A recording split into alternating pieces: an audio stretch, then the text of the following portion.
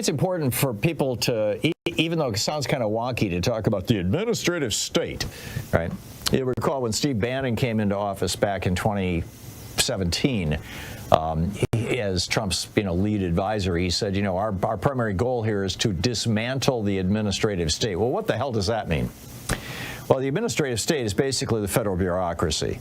The administrative state is what keeps us safe. It's what keeps our food, prevents our food from having deadly bacteria in it. It's what prevents our drugs from being contaminated with poisons, not even working well. The administrative state is what makes sure that our cars keep us safe when they crash. The administrative state is what protects us from predatory bankers and insurance companies that would just delight in ripping us off, as they did for years and years and years. The administrative state is what makes sure that if your home has a fire, for example, the insulation in your walls isn't going to kill you before the fire does. The administrative state is what keeps your toys safe. The administrative state is what makes sure that banks don't crush your money with them.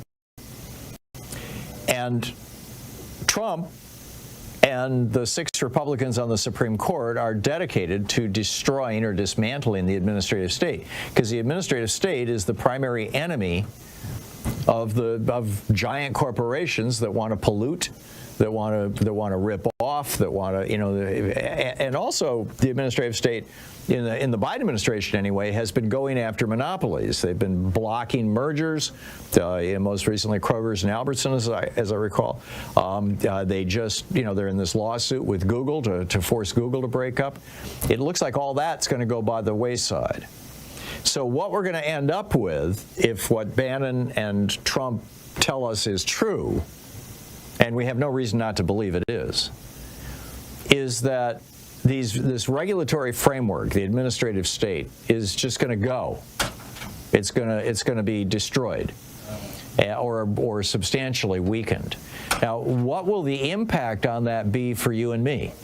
Well, first of all, everything will become more dangerous, right? We will all be more subject to corporate predation.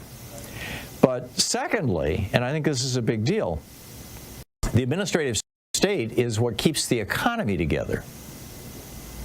And if you crash the administrative state, you're inviting, at the very least, a recession and possibly a depression. Every Republican president since Nixon, a major recession during their presidency. Not one single Democratic president has had a major recession during their presidency since Nixon. Not one.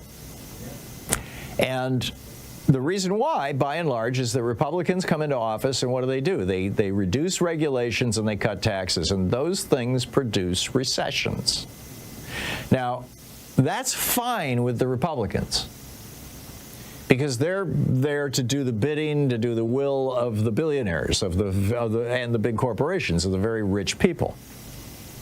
And when you have a recession, that is just an incredible buying opportunity for billionaires.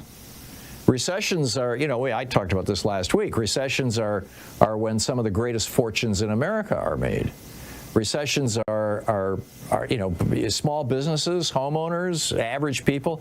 People are thrown into bankruptcy. People lose their jobs. Their 401k collapses. They have to start selling their stock just to pay the rent. And what happens? Stock prices drop. Housing prices drop, businesses are in crisis, and small businesses start going out of business, and the vultures, the billionaires, sweep in and buy up the stock and buy up the homes. We saw that in a big way in 2008, 2009, 2007, 2008, excuse me, and buy up the small businesses. We saw that in 2020. And the administrative state prevents a lot of that predation, but that's all going to go away, or much of it is going to go away under the Trump administration. And now the Chevron deference has been nuked. The Chevron deference basically said that the administrative state, the government agencies like the Environmental Protection Agency, for example, they can, based on the good science that they have available to them, they can make rules and they can enforce those rules as if they were law. And the Supreme Court has said, no, you can't. And so the EPA can no longer, for example, regulate carbon dioxide, because the law that created the EPA doesn't say carbon dioxide. this is, so far, the camel's nose under the tent. But, pretty soon the entire damn camel and, 30 more in the herd are going to be inside the tent here with us. It's going to be, we're going to be overwhelmed by this in the Trump administration. I mean, just consider how, what he tried to do in his last administration. I mean, he's how corrupt. And that was like minor corruption because he wasn't actually destroying regulatory agencies. He was just putting people in charge of them who didn't like their mandates. Donald Trump put a coal lobbyist in charge of the EPA. He put an oil lobbyist in charge of the Interior Department. He put a telecom lawyer in charge of the FCC. He put a professional union-busting lawyer, Anthony Scalia's son, in charge of the Labor Department. He put an advocate for replacing our public schools with religious schools, Betsy DeVos, in charge of the Department of Education. And it goes on and on. Basically, every major cabinet position, every major agency was staffed by somebody who was actually hostile to those agencies. But we still had the Chevron deference. We still had the ability of these agencies to do their jobs. We also still had a functioning civil service. Now, this goes back to the Pendleton Civil Service Act of 1888, if my recollection is correct. Maybe it was 1886. But it was, after this wannabe member of the administration shot the president. I think it was Garfield. I'd have to go back and look. Shot the president because the president refused to give him a job after he wrote a speech for the president. That's when they said, okay, no more spoils system. We're going to have a real civil service. We're going to have a functioning civil service. I should write about this for my daily take. We're going to have a functioning civil service. And that isn't beholden to politics. Well, Donald Trump tried to undo that in the last several weeks of his administration back in 2020, when he did this Schedule F reassignment, causing civil servants to no longer be members of the civil service, but instead to be political appointees. Under Project 2025, he's going to do that on day one to like 50,000 people. He's going to decapitate the tops of the agencies and replace them with political toadies who will do whatever the billionaires and the big corporations, the drug companies, the oil companies, whatever they want. And I'm telling you, this is going to crash the economy. Every Republican president has a recession because of the way they screw around with this stuff, and Trump will be no exception. So get ready. Warren Buffett in this coming. Warren Buffett has sold $325 billion worth of stock, and he's sitting on that money in money markets. He's gone to cash. Now, what does Warren Buffett know that we don't know? I think it's this. Now, I'm not, telling you that now is the time to get out of the stock market or anything like that. Every time I've ever tried to guess or predict or even play the stock market, I've screwed myself. I'm terrible at it. But I'm telling you, this is going to be a mess. And it's going to be a mess, and whether it happens this year, next year, the third year, whatever, it's going to be a mess that's going to affect all of us.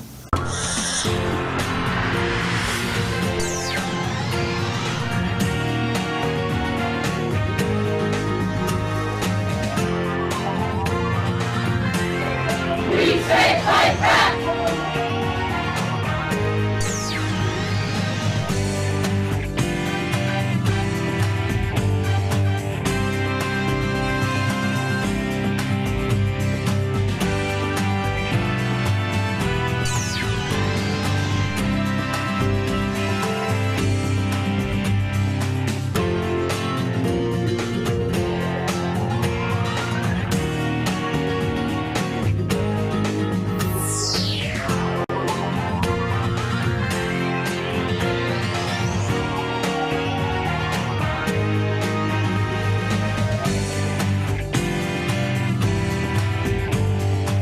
In addition to bringing you the Thom Hartmann Program here on Free Speech TV and Video Media Online, we also have a whole set of ways you can interact with us and tools you can use to spread the word about the importance of democracy and the threats to it in our republic.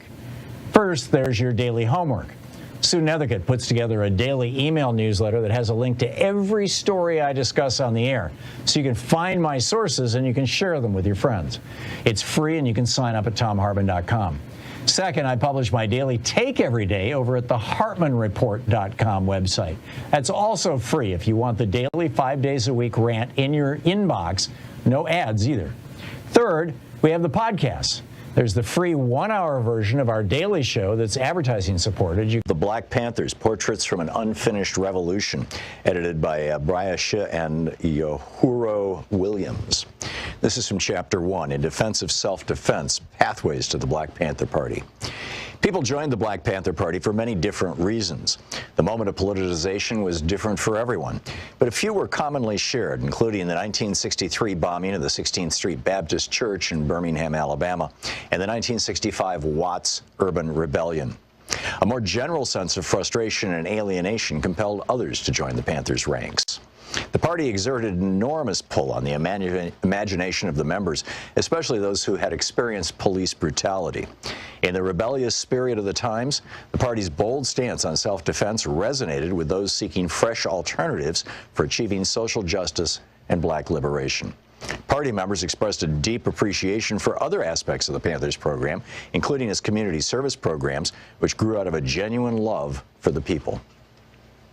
My neighborhood friend, a sister that I've known since I was about 11 years old, said, "Claudia, I want you to go with me. We're going to go and hear these Panthers speak at PS 92, which was an elementary school in our community." I said, "Okay, I'll go, I'm down." I listened to these brothers speak and I heard the pitch. I saw the determination and I saw the compassion. I thought, wow, this is the feeling that I used to get when I went into clubs and popped my fingers and got on the dance floor. It was the same feeling, except it was bigger for me now. It was bigger than me. It was full of love of the people. No longer did we have to argue and fight about, what are you looking at me like that for? Or don't step on my sneaker, or this is my block. Now we really had something to fight for. We had a people to fight for. This is bigger than any gang or club. We had a goal. We had something to look forward to, which was the betterment of black people. It was most definitely something that I was searching for, but I didn't yet know what that I was searching. I didn't find it. It fell on me. That was the first meeting. That's what actually started the wheels in my mind for me to become political. I was rank and file. I did a lot of things. The easiest way to say it is just to imagine worker bees. You got one queen, everyone else works. Rank and file. Those were the worker bees. We did it all. The one thing I enjoyed the most was teaching the political education classes on 7th Avenue in front of the Harlem office. That was the most fruitful. But anything I did, it was for the love of the people. Wherever I was sent, or whatever I had to do, it didn't matter anymore because it was for the love of the people. We were trying to get the word out. If I had to sell 125 papers in a day and I got close to that goal, then I did a good job. I was originally from Queens and came out of the Corona branch of the Black Panther Party. When the Panther 21 were arrested and went to jail, in order to keep those offices open and functioning, Panthers were sent all over the city to Harlem. I was one of the Panthers that ended up in the Harlem branch. That's how I got to be there on Wednesday nights to give the PE classes, the political education classes. I was extremely nervous the first time, but once I found my voice, then it went like clockwork. A lot of the people in the community who were just walking by were like, well, let me stop and see what this little girl is talking about, because I was indeed a little girl at that time. We started off every PE class with a 10-point program, and we ended every PE class with, okay, let me hear from you guys. What do you want to see different in your community, and how are you living? Then we would get the feedback, and then we would know how to concentrate our efforts. Rent strikes were crazy, because if you had to live like that, why should you pay rent? We did clothing drives, we did food drives, we did, of course, the breakfast program. There were a lot of other things that happened, and they might have been more meaningful, but those PE classes stayed with me. We were outside on the street in front of the office. When you were giving a class or you were having a talk inside the office and there were only Panthers around you, the feeling was just different than outside on the street. The Panthers knew what you were doing because they were Panthers and they were doing the same thing. Outside, there were constant questions and answers with the people. You had to give yourself up when you were outside in that crowd. You never knew who was going to say, we don't care about that, we don't care about you, you need to go away. There were a lot of people that just did not know where we were coming from and were afraid that if they were seen in the office or if they were seen asking questions, that they'd get reprisals, that they'd end up getting hurt. They were afraid. Things went so fast. Time seems to accelerate when you're always looking over your shoulder. At this time, it was all-out war against the Panthers, and brothers are being shot down in the street or set up or going to jail for years. We have brothers in jail since that time, 40, 41 years. We've had brothers that we've lost on the inside that we can't let the world forget. The government said, okay, we're going to lock them up and throw away the key and no one will ever care. But it's not true. We want them out. We want freedom for all political prisoners. We don't want any more of them to die on the inside. That's the biggest injustice. There were times when our cadre consisted of almost nothing but women, and that was when the brothers were locked up or had to go underground. I remember being on a front line against a policeman on horseback and being 6 months pregnant. What we wanted was a simple street light, and we got the community out there and we blocked traffic. I didn't know whether I was going to be trampled, my baby killed, but I knew I had to be there. I was an active member of the party from 1968 to 1971, and in those few years, I aged 10, 15 years. We didn't have much time to be little girls. We went straight to womanhood. Talking about these things is bringing up all of these feelings, though I hadn't thought about or touched on them for a long time. It seems that as you get older and you look back on the things that you've done in your life, you say, oh my God, I could have gotten killed then. When you're young, fear is not really in your vocabulary, and once you look back, you wonder, why wasn't I afraid? We didn't have much time to be afraid. It was all about survival. The Black Panthers. This is the Thom Hartmann Program. Well, it's Thursday. We're creeping up on the weekend here. What a marvelous, a little bit of sun out here in Portland, although it's supposed to be rainy all day. So get ready. We've got one of these atmospheric rivers and apparently heading your way. I'm assuming pretty much all of you are east of me, unless you happen to be on, the Oregon coast.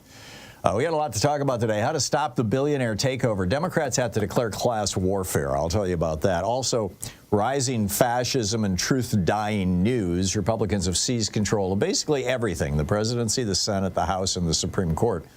Who's going to save democracy? I think it's going to be us.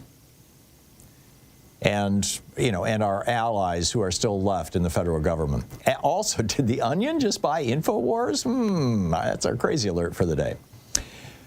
In the second hour of our program, our single guest for the day will be Phil Ittner. I believe he's back in Ukraine now, so probably be live from Ukraine. What's going to happen to Ukraine under Donald Trump? Again, I think that the reason Joe Biden spent 2 hours with Trump yesterday, I said this last night on my friend and colleague Dean Obeidallah's program, was that Trump would be that Biden was going to spend 2 hours with Trump to try and talk him into not handing Ukraine over to Putin. And sure enough, this morning the White House said that one of the two main topics of discussion was Ukraine. So we'll see how that shakes out. So we'll talk with Phil Ittner about that. He's certainly keeping his eye on that, and he's got good sources inside the Iranian military and intelligence community. That'll be at the top of the second hour. Vivek Ramaswamy now wants to end veterans' health programs. Wow, these are the folks we send to war, the ones who Trump calls suckers and losers. And Ramaswamy, who never served, is saying, yeah, let's cut the veterans' health programs. Also, in the third hour of our program, line up to kiss the ring, how to join the brownnosers sucking up to Trump, and the new fascist mantra for the GOP exposed. If Trump says jump 3 feet, we jump 3 feet high. Actually, I think it's more like if Trump says jump 3 feet, we jump 6 feet high, but, what can you say? Anyhow, how to stop the billionaire takeover. This is, it's kind of a variation on pogo. We've seen the enemy and he is we or us. The title of the Daily Take today is The Betrayal of the American excuse me, that is not today's Daily Take. I'm sorry, I've got yesterday's up. How to stop the billionaire takeover. Democrats must declare class warfare. And yesterday what I laid out was that basically the Republican Party and the billionaires who own the Republican Party declared class warfare on all the rest of us way back in the 1980s with the Reagan administration. And a couple of Democratic presidents, specifically Clinton and Obama, kind of went along with that. They maintained relatively low taxes. They maintained free trade, you know, NAFTA and all these kind of things. They didn't put tariffs back into place. They didn't bring our jobs home. And Obama's great accomplishment of a national health care system was one that was 100% based on shoveling billions, trillions of taxpayer dollars into the coffers of big insurance companies. But, you know, I mean, it was something. It was a good start. But all it did is really empower the insurance companies to own our political system. So, you know, the class war continues. And as I point out, the last the last Democrat who actually declared class war back at the Republicans was Franklin Roosevelt. And he did it in a big way. I mean, you know, first off, you had when Warren Harding came into office in March of 1920, or 1921 actually, it was the election of 1920.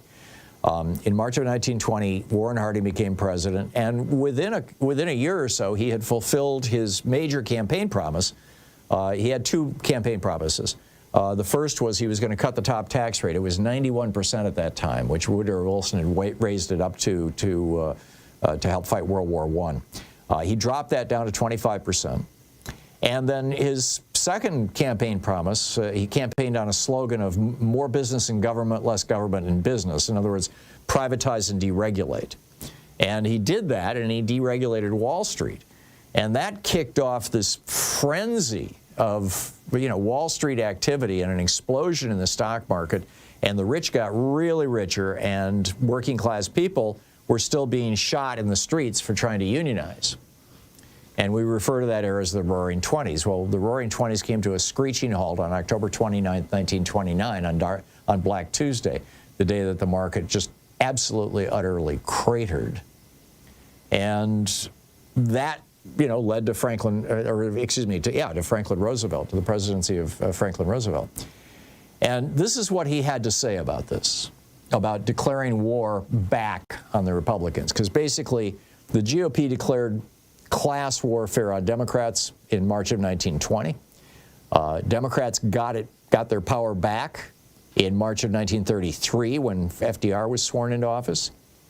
And this is what Franklin Roosevelt had to say about this. This was from his Madison Square Garden renomination acceptance speech in 1936, and I believe it was October of 1936.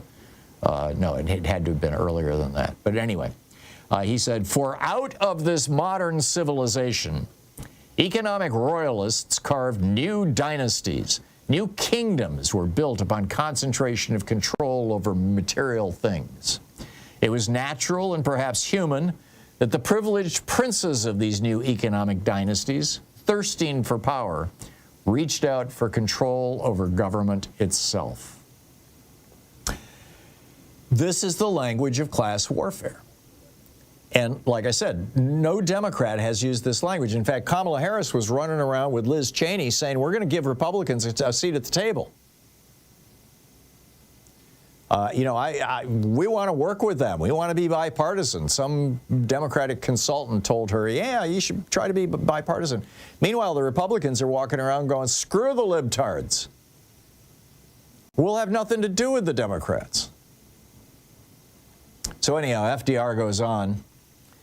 He says, these economic royalists complain that we seek to overthrow the institutions of America. What they really complain about is that we seek to take away their power. And he paused for a moment and then thunders, our allegiance to American institutions requires the overthrow of this kind of power. Now, the crowd in Madison Square Garden went absolutely nuts when he said that. People were just over it. They were over the greed, they were over the theft, they were over the self-righteous proclamations that the Constitution protected the morbidly rich. Average working people knew that these economic royalists weren't patriots. They were looters, vandals, and political arsonists. And FDR went on. He said, in vain they seek to hide behind the flag and the Constitution. In their blindness, they forget what the flag and the Constitution stand for. Now, as always, they stand for democracy, not tyranny, for freedom, not subjection, and against a dictatorship by mob rule and the overprivileged alike.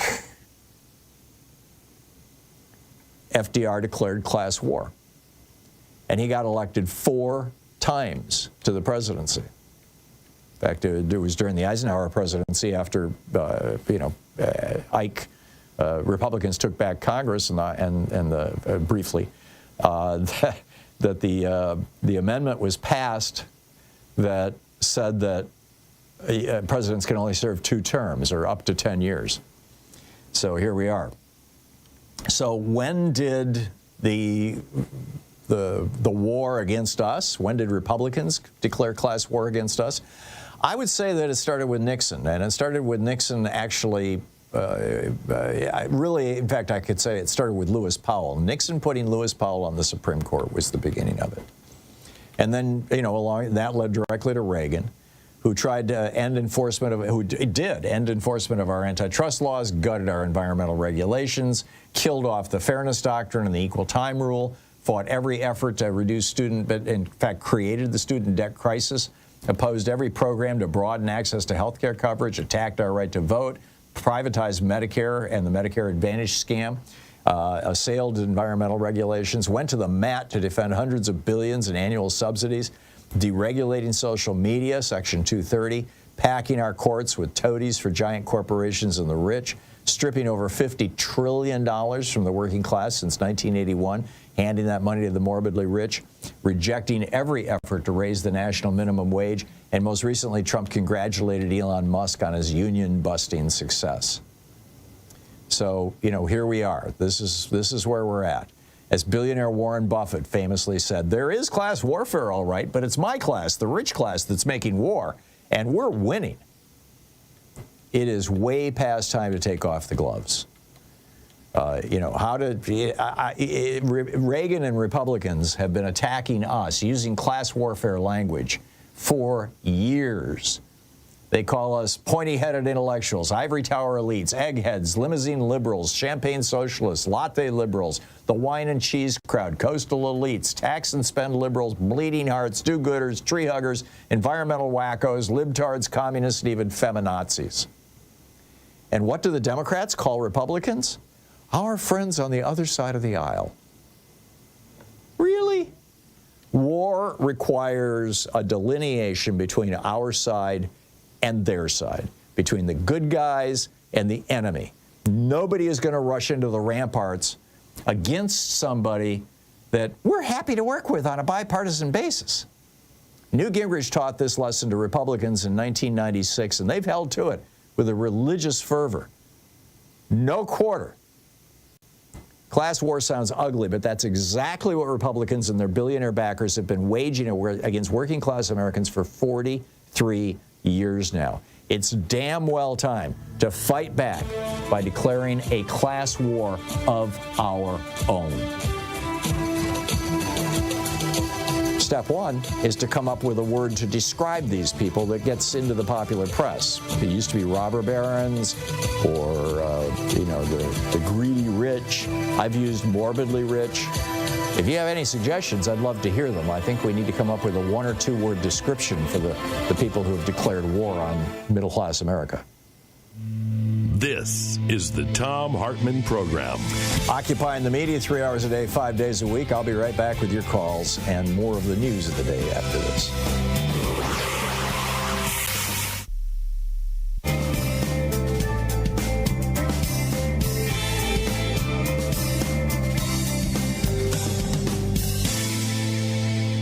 And welcome back. Sam in Marengo, Indiana. Hey, Sam, what's on your mind today? Hey, Tom. I seen Jack Palance was on your show a week or so ago, and his movie where people were challenging the voters' registration. That was Greg Palance. Greg Palance. Okay, I'm sorry. Yeah, Greg. And I went to YouTube and I watched the movie, and it was pretty interesting. And had all these people that were challenging all these voters. Then one woman, she had 23,000 names that she turned in that those people didn't get to vote, or they got a different ballot or something. Yeah, her challenge actually got knocked down. They were successful in getting her challenge stopped, but most of the rest of the challenges went through just fine. Was anybody looking into that? I mean, was that enough to swing the vote? There's a bunch of people in Georgia who are fighting back, but the fact of the matter is that the Georgia legislature passed a law saying this was legal, and the Supreme Court ruled back in 2018 in a case that John Husted, the Secretary of State in Ohio, was involved in, where he was doing the same thing. They ruled it's perfectly legal if Republicans want to throw you off the voting rolls. Maybe we ought to start doing things like that. You know, I'm a big fan of fighting fire with fire. But on the one hand, on the other hand, though, what Republicans are doing is so antithetical to democracy. It's so sneaky and underhanded. I'm inclined to think that Democrats need to be calling it out and fixing the system rather than trying to get Republicans purged. But the one point that I would make on that, Sam, is if Democrats started a concerted multi-state effort to purge Republican voters off the voting rolls, then the result of that would probably be that Republicans would start squealing about it, and maybe we could put an end to these things. So, rather than fighting fire with fire in order to win the war, we could do it to raise the profile of the issue. But I doubt you're going to find any Democratic governors who want to just violate their own principle, their own belief that everybody should, have a right to vote by going after the vote. So, I agree. You could say we're having the war against the 1%ers. That was what you was asking a while ago. Yeah. Okay. Yeah. The 1%. That's a phrase that goes back to the Occupy movement. The 1% was used for a while. That's a good phrase. The 1%, and just pointing out how the 1%, and it's the 1/10 of 1% or 1/100th of 1%, because if you make over, I think it was like something like $500,000 or $600,000 a year, which is still the income for a surgeon or a high-end lawyer, you're in the 1%. There's so few people making that kind of money. And those are not the people who are coming after you and me. In fact, those are the people who are the victims of the system. Those are the people who are paying the most in taxes. Because they don't have enough money to game the system like Elon Musk does, and pay no taxes or pay very little taxes. So it's really the 1/10 of 1%, or the 1/100th of 1%. Sam, thanks a lot for the call, and I like the 1%. Thank you. It's 22 minutes past the hour. I'll be back with more of the news of the day. Let's get into some of these nominations and your calls. So stay tuned. We'll be right back.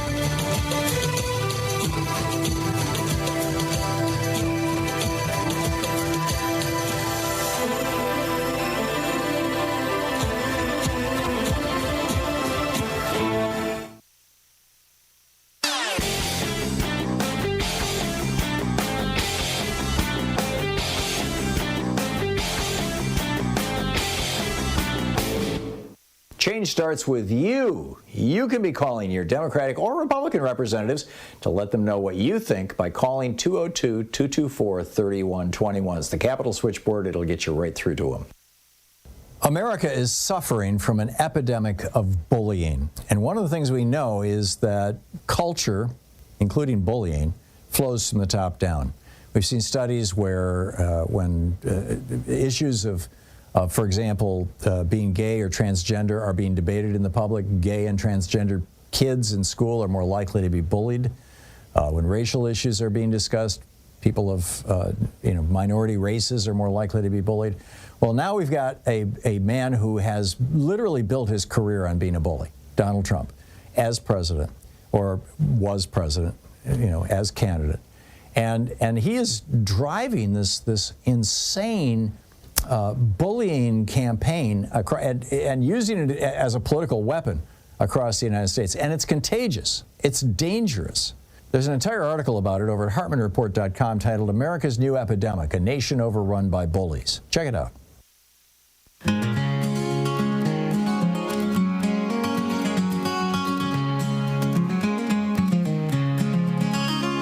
They divide us by color, by creed, by pay, but together we're stronger in every way. From the Rust Belt towns to the shining shores, we're breaking their chains, we're breaking down doors. The billionaire rule is gonna fall, 'cause we're coming together, one for all. They've broken unions, sold our dreams, turned hard work to twisted schemes. Politicians in pockets, they pull all the strings. It's time for the people to clip their wings. 'Cause we're more than just wages, we're more than their plan. We're fighting back as one across this land. Oh, it's time to rise, time to stand tall, fighting back to stop their fall. We got power in numbers, power and pride, how to stop the billionaire ride. Welcome back, 25 minutes past the hour. I like that song. Meanwhile, on Russian state TV, and this is absolutely crazy, another translated clip of Tucker Carlson and Tulsi Gabbard, introduced by state TV host Vladimir Soloviev as our girlfriend Tulsi. And Nate's got a screenshot of this that you can see there on our screen if you're watching. After the clip plays, one of the panelists, and this is in real time last night on Russian television, says, "Is she some sort of a Russian agent?" And the host quickly replies, "Yes, she is. Our girlfriend Tulsi." Isn't that cute? Russian television just loves Tulsi Gabbard. Tulsi Gabbard, of course, is the Putin puppet that Donald Trump has picked to be the director of national intelligence, the person who will not only have access to all of our most heavily guarded secrets, but also will be able to destroy them, change them, or give them to Putin if she wants to. She has, for example, she has said it's an undeniable fact that there are 25 to 30 U.S.-funded biolabs in Ukraine. This was Putin's original rationale for invading Ukraine. He said there are biolabs and we need to take them out. It was just like George W. Bush lying about, weapons of mass destruction and germ warfare in Iraq. Tulsi Gabbard repeatedly echoed this lie from the Kremlin, specifically from Putin. She said it on television, she said it on Fox, she's been saying it all over the place.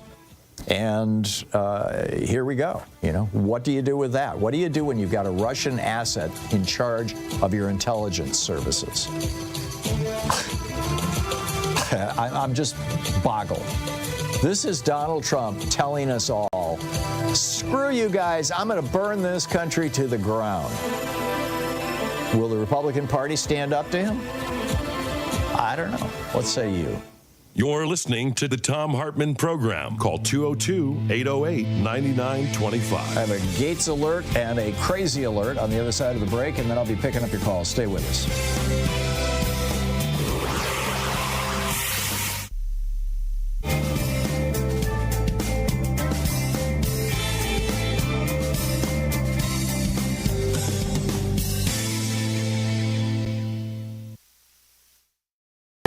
Our book club book for today is Talk Radio's America by Brian Rosenwald, subtitled How an Industry Took Over a Political Party That Then Took Over the United States. This is from the introduction.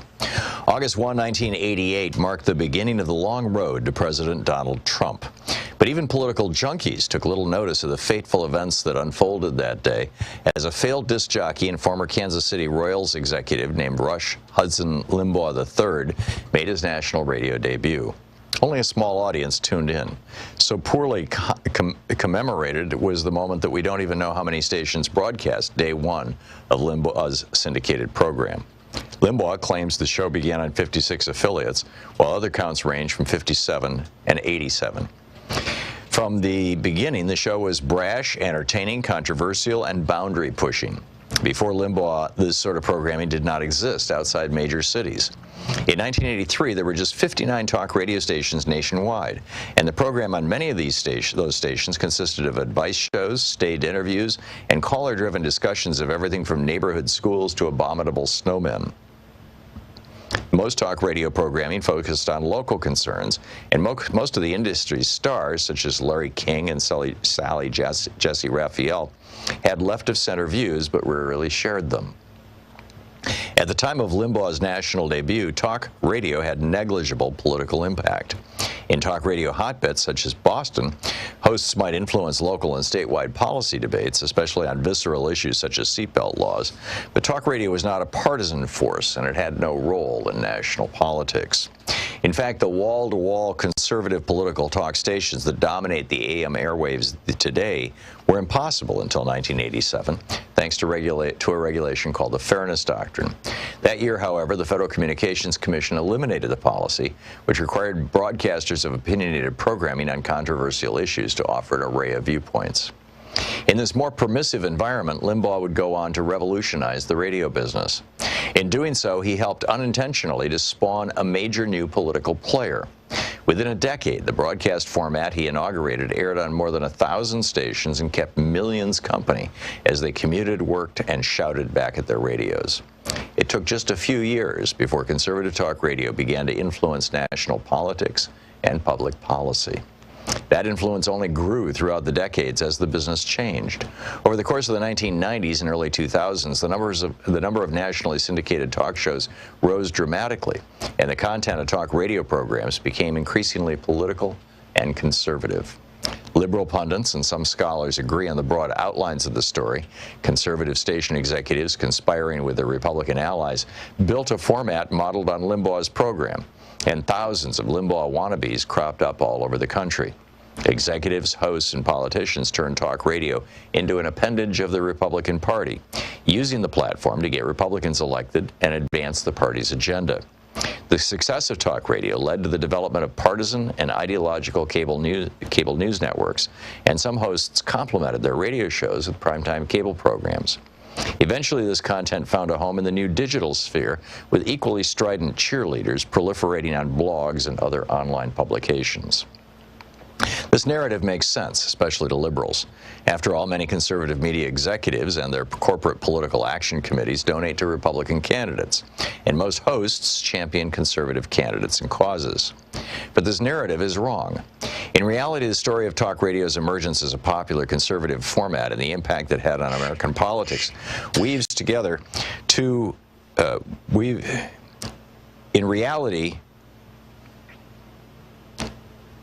this narrative is wrong. In reality, the story of talk radio's emergence as a popular conservative format and the impact it had on American politics weaves together two distinct, complex tales. Neither has anything to do with the conspiracy to create a media servant of the Republican Party. The first describes how talk radio spread across America, in the process saving AM radio from financial ruin. Limbaugh had no intention of affecting elections or legislation, and no inkling that he could. Nor did any of his early successors. The executives who gave these hosts a chance also had no interest in political outcomes. Hosts and their bosses were in business. They wanted to captivate listeners and make money, and they discovered, essentially by accident, that conservative political talk in the mouth of an entertaining personality achieved this. Conservative hosts had strong opinions, but their primary goal was, and still is, financial gain. And it is because they realized financial gain that more and more stations invested in their style and content while divesting from competing formats. The second story concerns talk radio's transformation, after 1995, into an almost entirely conservative and doctrinaire medium that eventually spawned successors in other media, took over the Republican Party, and reshaped it in hosts' and listeners' image. Limbaugh was a great innovator, but he didn't change American media and politics all at once or on his own. In conservative talk radio's early days, hosts shared stations with liberal talkers and apolitical programs. There was not an immediate sense that conservative radio was the future either. But gradually, its success snowballed thanks to trial and error in the radio business, regulatory changes, political events, happenstance, and most importantly, listener behavior. Hosts also got a boost from marginalized conservative Republican politicians who realized that talk radio would enable them to circumnavigate the mainstream media, and deliver their message directly to voters. The book, Talk Radio's America.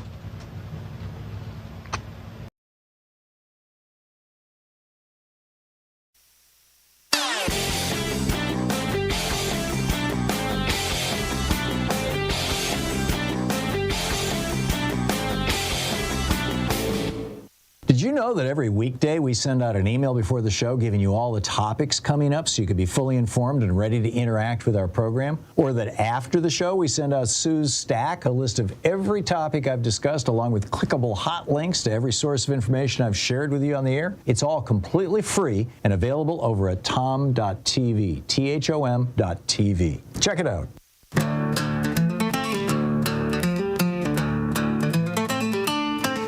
In the shadows, the vultures wait, feeding on fear, serving up hate.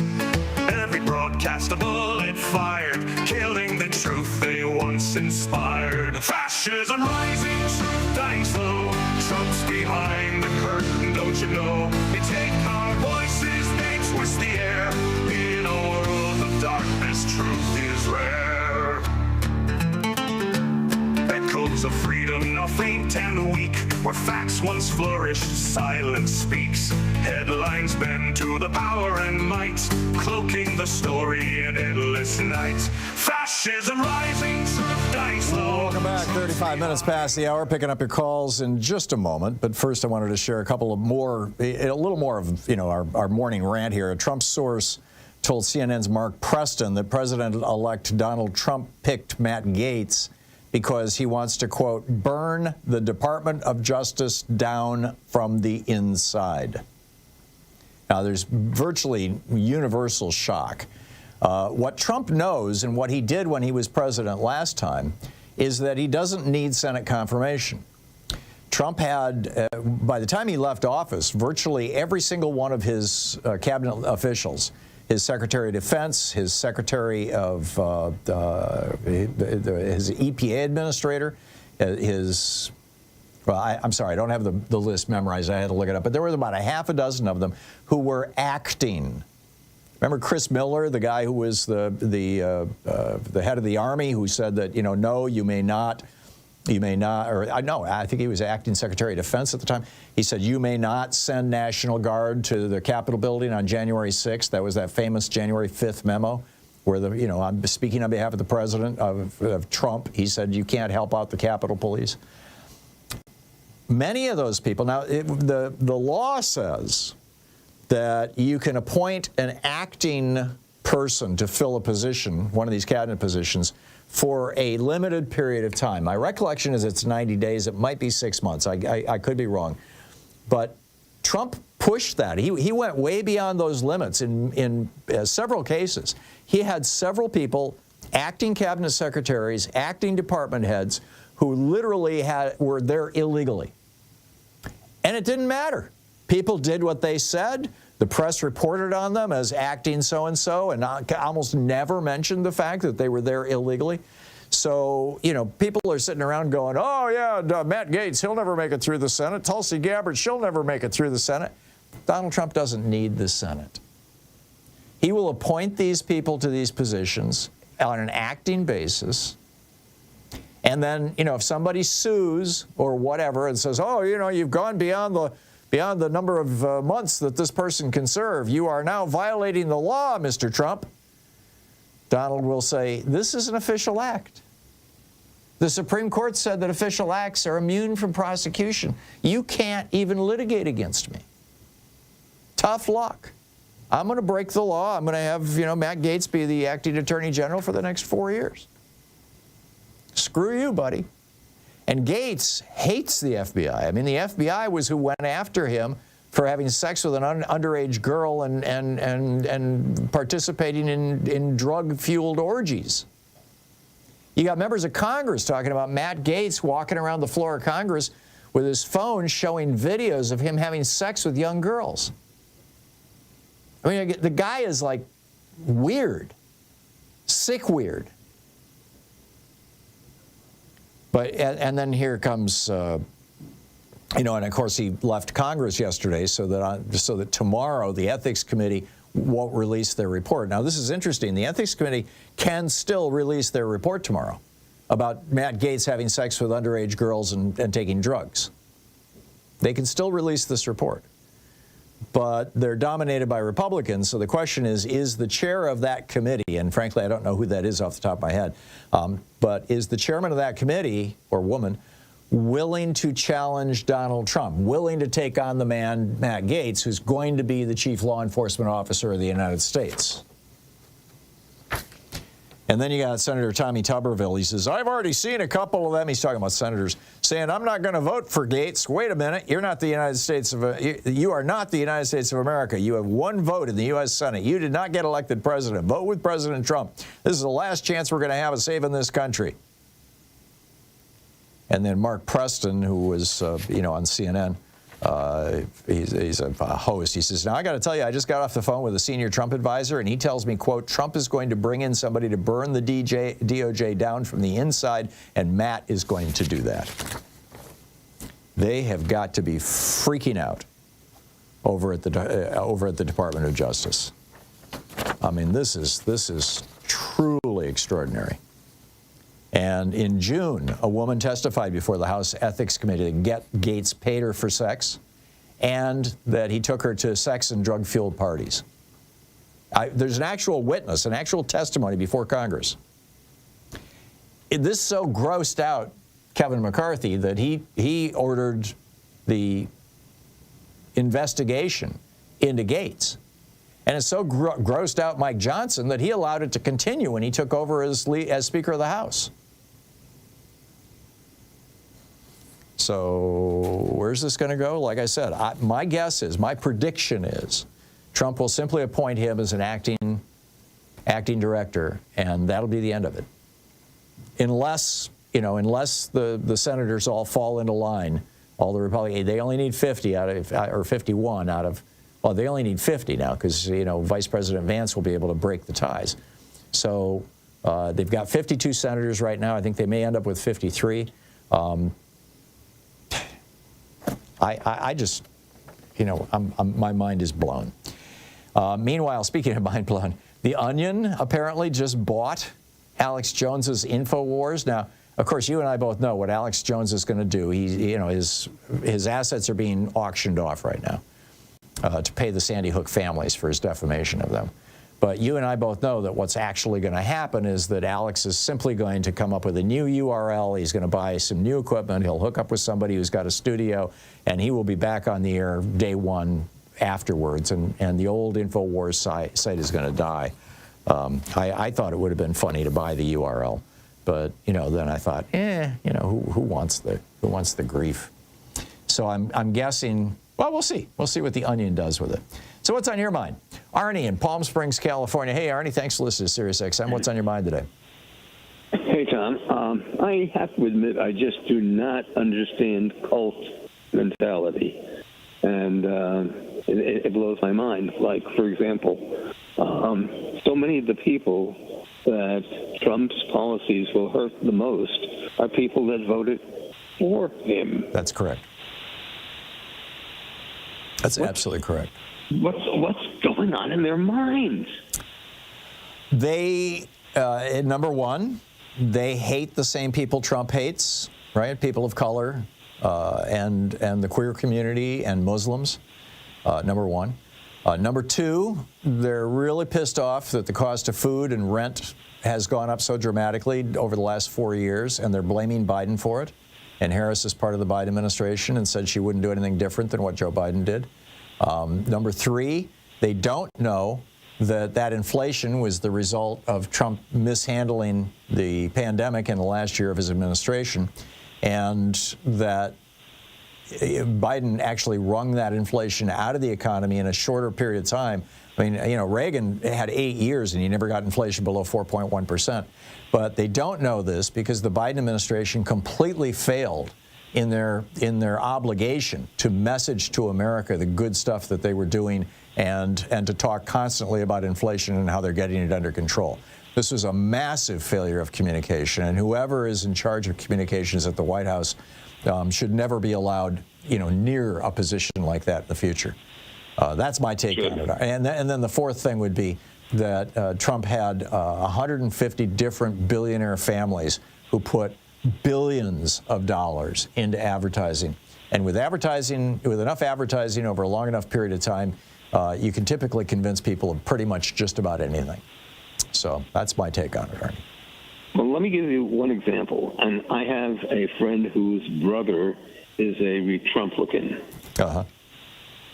And he seemed to be very, very proud of it. And turns out that he is a teacher. And with the abolishment of the Department of Education, his job is in total jeopardy. And now he's beginning to have second thoughts, but only too late. Yeah. Well, the group that'll take the biggest hit if the DOE goes away are handicapped kids. Kids from, kids with ADD or kids with dyslexia, learning disabilities, all the way up to kids who are, physically or mentally seriously challenged. Because the Department of Education, or the federal budget, basically, via the DOE, underwrites that stuff, all that Title I stuff. If you can, the whole thing is if you can get your kid coded, then the local school can provide them with extra services courtesy of the federal government. And that will go away. You're absolutely right. And, I don't think that they're going to kill off the Department of Education. I think they're going to do like, DeSantis and Abbott have done in Florida and Texas. They're going to try for a national voucher system to simply replace public schools. They really want to get rid of the unionized teachers. That's break the teachers union and destroy public schools. Have a stupid electorate. That's what Republicans want. That's easiest. So yeah, Arnie, thank you for the call. Yeah, thank you. You're listening to Thom Hartmann. Visit ThomHartmann.com for audio and video archives. 45 minutes past the hour. Back with your calls. It's Talk Media for the sane among us. Stay with us.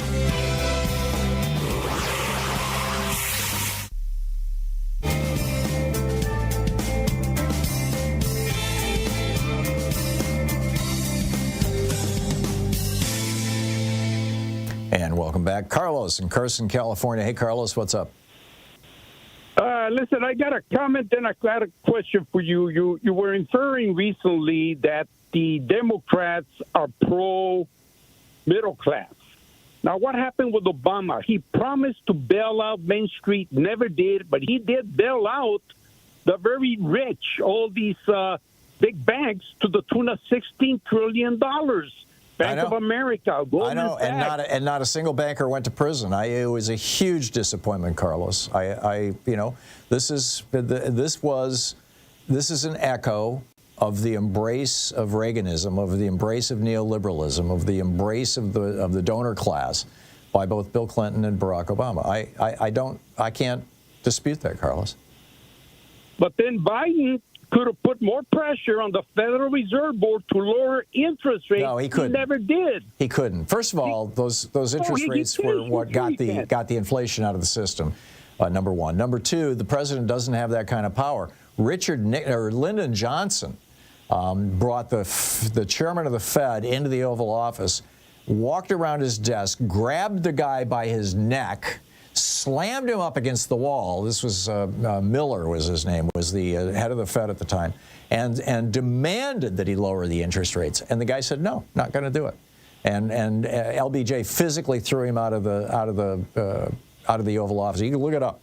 He does not have the power to do that. What Biden did try to do and did successfully do to some extent, was reduce student debt across the United States. Now, the Republicans sued him all the way to the Supreme Court to stop him from doing that. He cut about $1 billion in student debt. He wanted to cut something like $50 billion. They stopped him. He expanded the child tax credit, which lifted half of America's children in poverty out of poverty for a 2-year period. But then Congress came in and would not renew that. The Republicans took over Congress in 2022 and 2023 that year, and refused to renew it. So that expired. Biden walked a picket line. He advocated for unions. Biden's CHIPS Act and his Inflation Reduction Act we have more construction of factories in the United States than any time since the 1960s. We've got companies bringing their factories back home from overseas right now as a result of Biden's efforts. Biden raised tariffs on batteries, on electric cars, on rare earths. He raised tariffs on a whole bunch of things to bring solar panels, to bring manufacturing back to the United States. All these are good things for the middle class, Carlos. Biden, they called him Lunch Pail Joe for a reason. Biden came Well, from the listen, middle class. I voted for Trump only because I think the economy would be better under him, and because I'm sick and tired of liberal politics here in California, shoving transgenderism down our throats, shoving women's liberation down our throats. But listen, I got a question for Carlos, let me just respond to that. I defy you to tell me the last time that any California politician tried to shove transgenderism or even women's lib down your throat. You can't give me a single example. All you have is Republicans telling you that that's the case. You are listening to Republicans who are lying to you. Kamala Harris didn't use the word transgender in her entire campaign, not once. And you want, and neither does Gavin Newsom. You're just not going to hear this. Carlos, you really need to stop getting your news from Fox News. It's 49 minutes. It'll be 10 minutes before the hour in just a second. Stay with us. I'll be back in 60 seconds.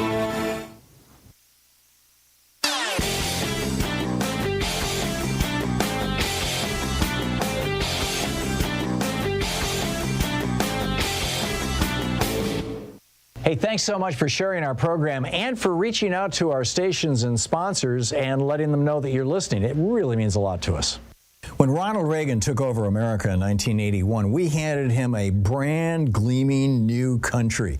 Franklin Roosevelt, Harry Truman, Dwight Eisenhower, Jack Kennedy, they had built America. We had brand new schools, brand new hospitals, brand new interstate highway systems, brand new airports, infrastructure. We were the envy of the world.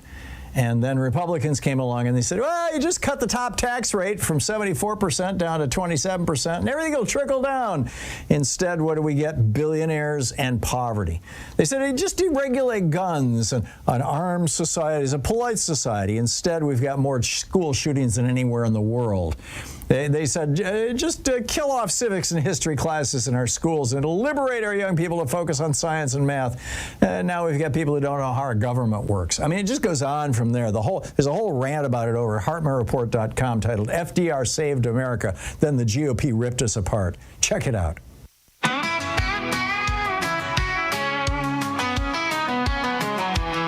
You see the world around you, it's changing every day. Frustration in your heart and you don't know what to say. You feel the weight of anger, the heaviness of fear, but there's a way to make a change. The path is crystal clear. Don't just sit there waiting for the tide to turn. Rise up and take your stand. Let your passion burn.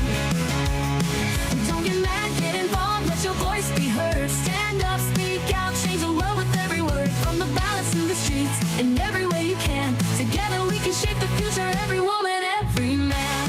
Welcome back, 52 minutes past the hour. Picking up your calls here. Brad in Elk Grove Village, Illinois. Hey, Brad, what's up? My feeling, Tom, is the Republicans, by their hubris, have planted the seeds of their own destruction. I believe you're right, Brad. Trump is going to do everything he says. Yeah. And I think that's going to alienate huge swathes of the independents who voted merely on an economic perception at the grocery store and things like that. I think his first agenda is to go after the stuff, the domestic stuff. Yeah. I think we have less to worry immediately about his traitorous instincts. But I think that once the independents in the electorate see that they got a lot more than they ever bargained for, that's my fervent hope. I still believe the American people have enough, and one of my buddies disagrees vehemently that they're being fed by the mainstream news media and they believe it all.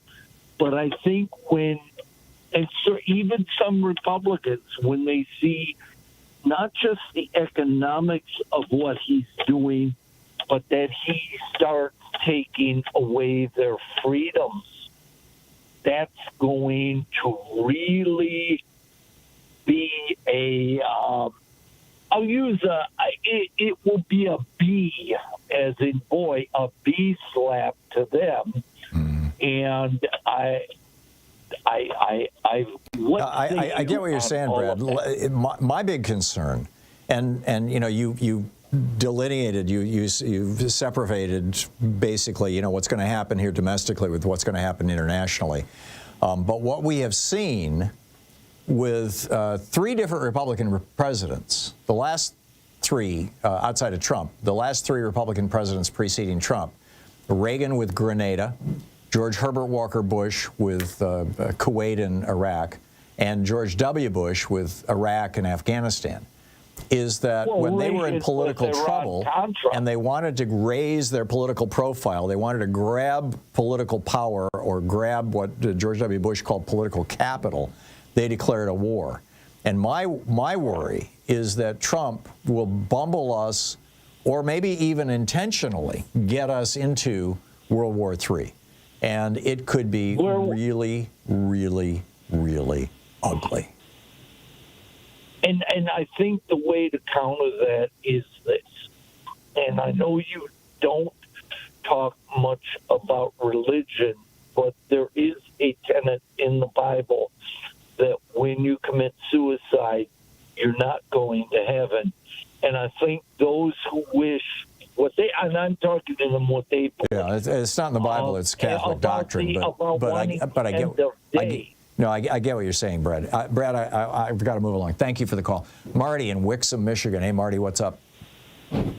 Hey, Tom. I just wanted to say that you are absolutely correct that it's time for the Democrats to engage in class warfare, or actually to respond to the class warfare already declared on us. Exactly. I have a suggestion for a tactic that the Democrats should use. The Dems need to make Elon Musk the poster boy for the attack on how billionaires elected Trump and how they are taking over the government. That's a great suggestion. Especially now that Trump has said he'll put Musk in charge of identifying where to cut the budget. Yeah. They need to use that quote where Musk, the richest person in the world, worth over $200 billion, when asked about budget cuts, said that these, quote, must necessarily involve some temporary hardship. Yeah. That's right up there with Marie Antoinette saying, let them eat cake. I think so. To lead to the French Revolution. Yeah. I want to see the TV ad making Musk the poster boy. Yeah.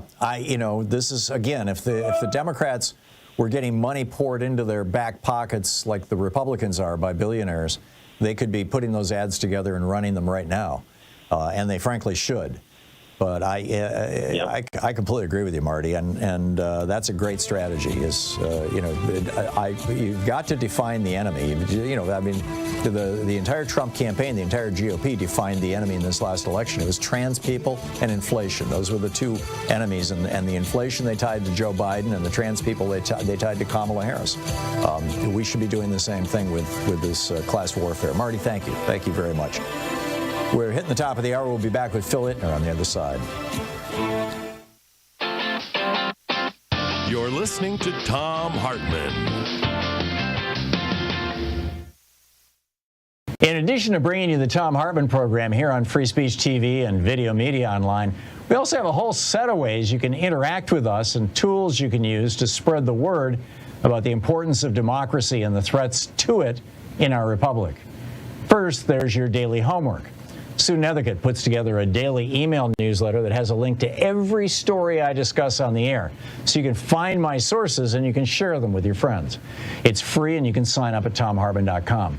Second, I publish my daily take every day over at the hartmannreport.com website. That's also free if you want the daily 5 days a week rant in your inbox.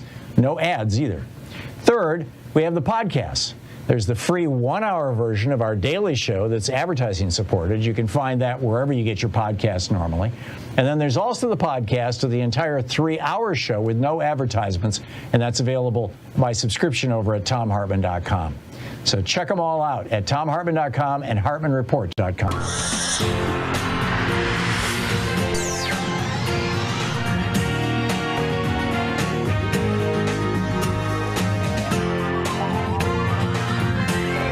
We say fight back!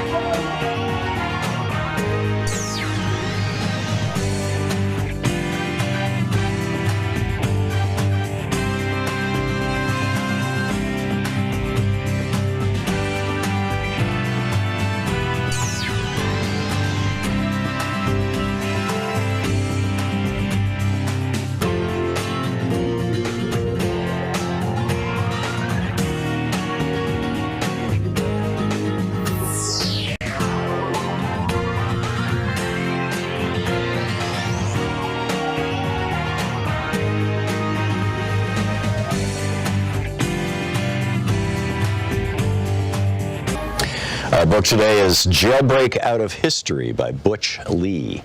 This is from the first chapter, Jailbreak Out of History, Harriet.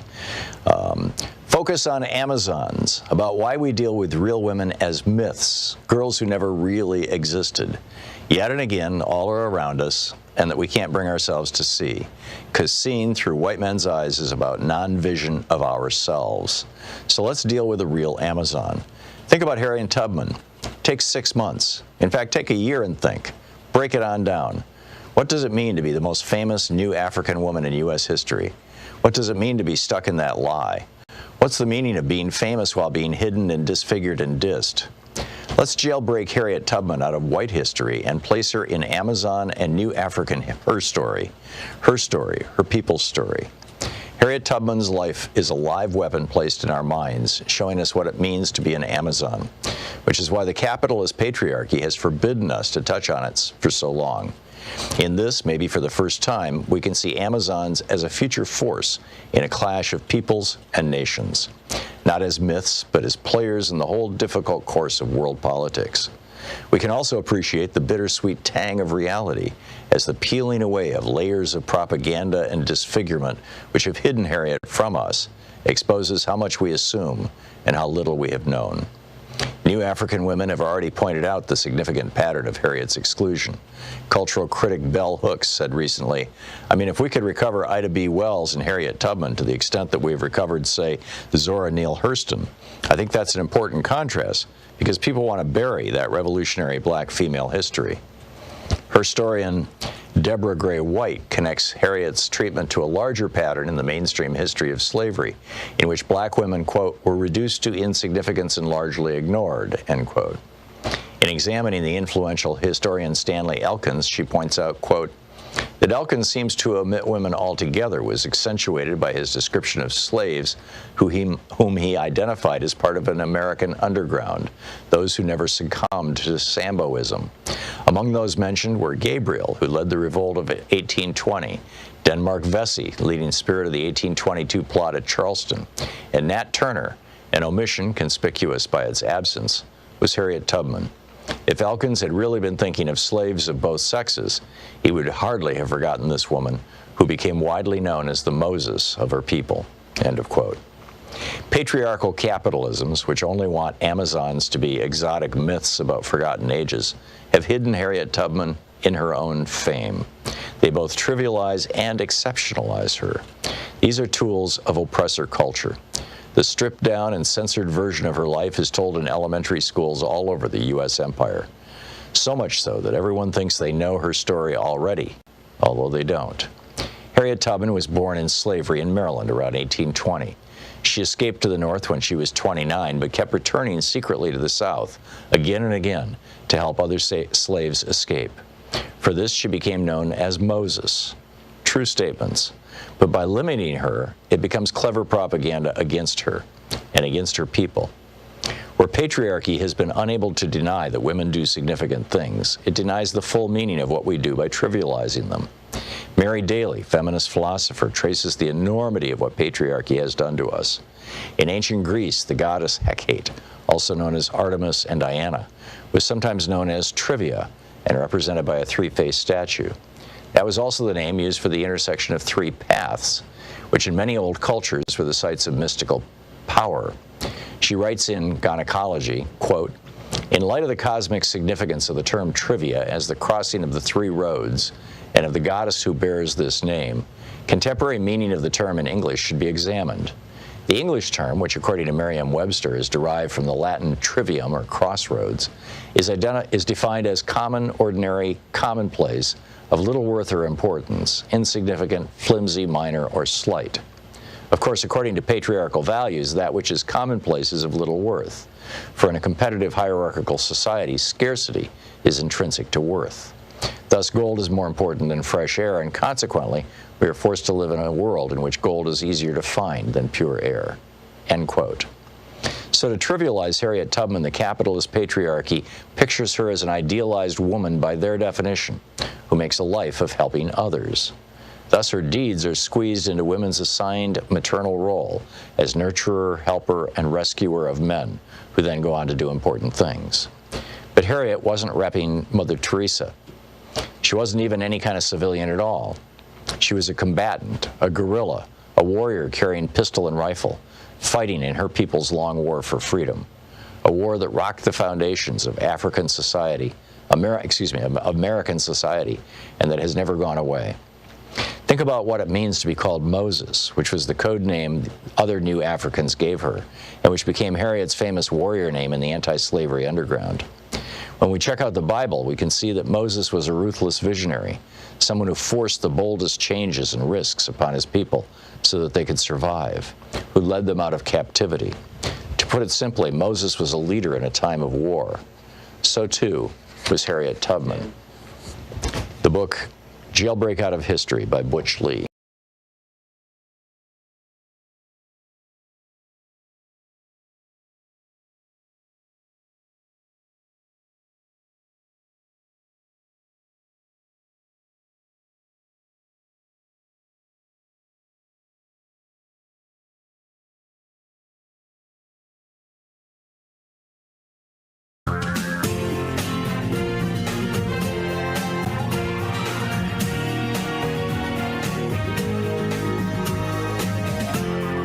This is the Thom Hartmann Program. Welcome to the second hour of our program. On the line with us, our buddy Phil Ittner, the veteran war correspondent based usually out of Kyiv, Ukraine. Today he's in London. He's host of the On the Edge podcast, which you can find wherever you find podcasts. Just plug in On the Edge or Phil Ittner, Ittner. Ittner Philip over on Twitter. If he's, I've kind of left Twitter, Phil. I don't know about you. Blue Sky has really turned into a great place. But anyhow, Phil, welcome back to the program. What's the latest on Ukraine? Well, they're trying to make the best of what I think is a bad situation. They're hoping that there are going to be certain members of Trump's administration who will be supportive of Ukraine. But more and more, I am hearing from Ukraine and also just here in Europe that the transatlantic break may be irrevocable. We will see, obviously, but the Europeans are starting more and more to say if the United States is going to go down the path of America first, then Europe must do the same. And it must think about Europe first. And that is the rift that Vladimir Putin has so been desirous of. Yeah, exactly. When it comes to, is a disruption of the transatlantic alliance, and it's a break in NATO. That's what he wants to see.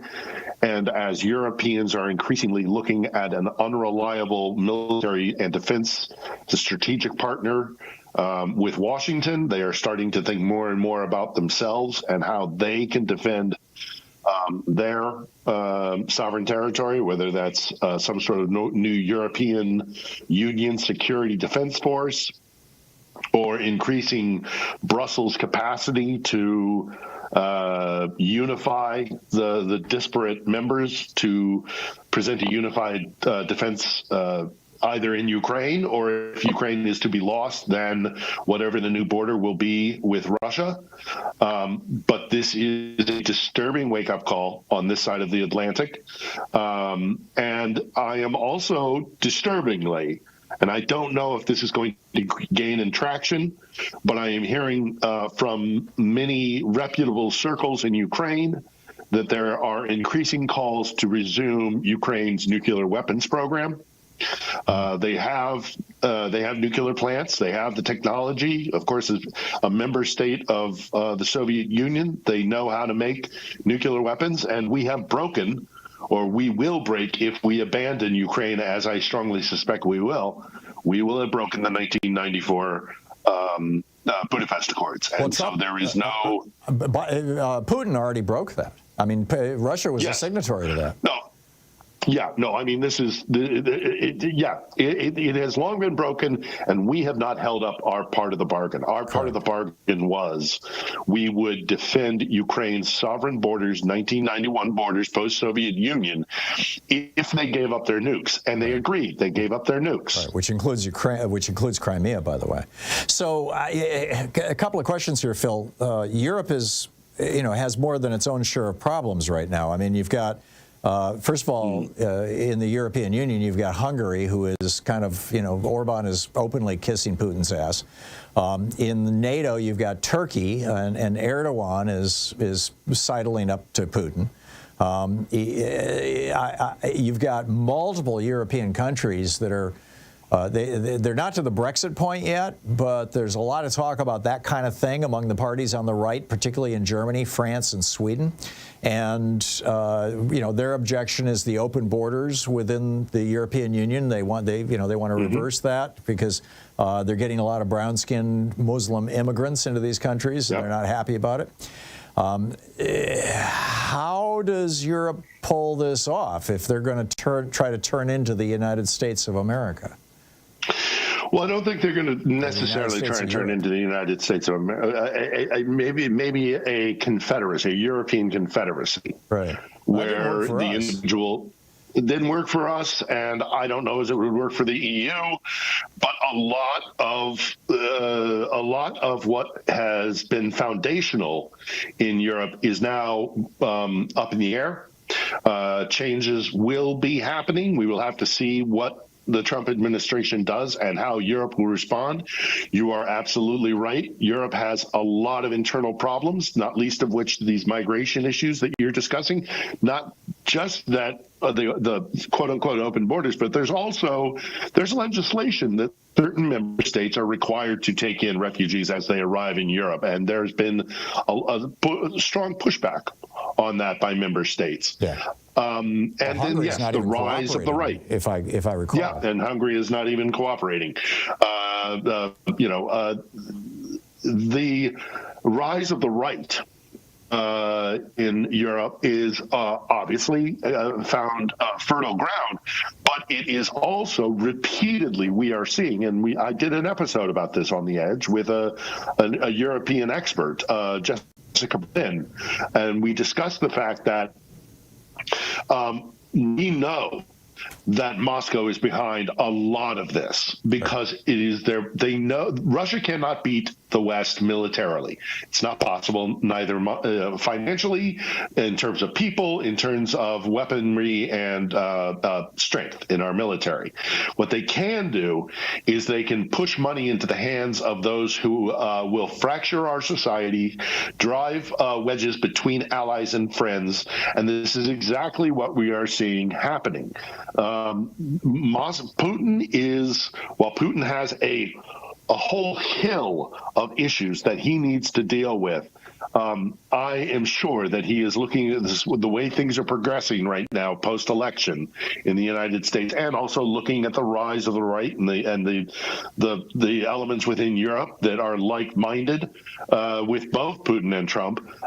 He is hoping that he can outlast us, and the way things are going right now, he may very well.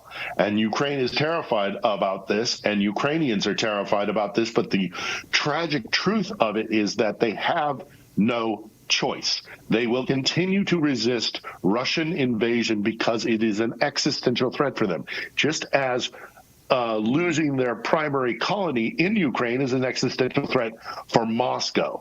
So with the election of Donald Trump, who is clearly, and I'm sorry, Tom, I have to be categorical about this. He is compromised by Vladimir Putin. I am in this business for 30 years, covering defense matters, strategic matters, intelligence matters. I have yet to meet with a contact of mine within those entities that will dispute whether or not Trump is compromised by obvious. Putin. The only question is how much. Right, and under what circumstances?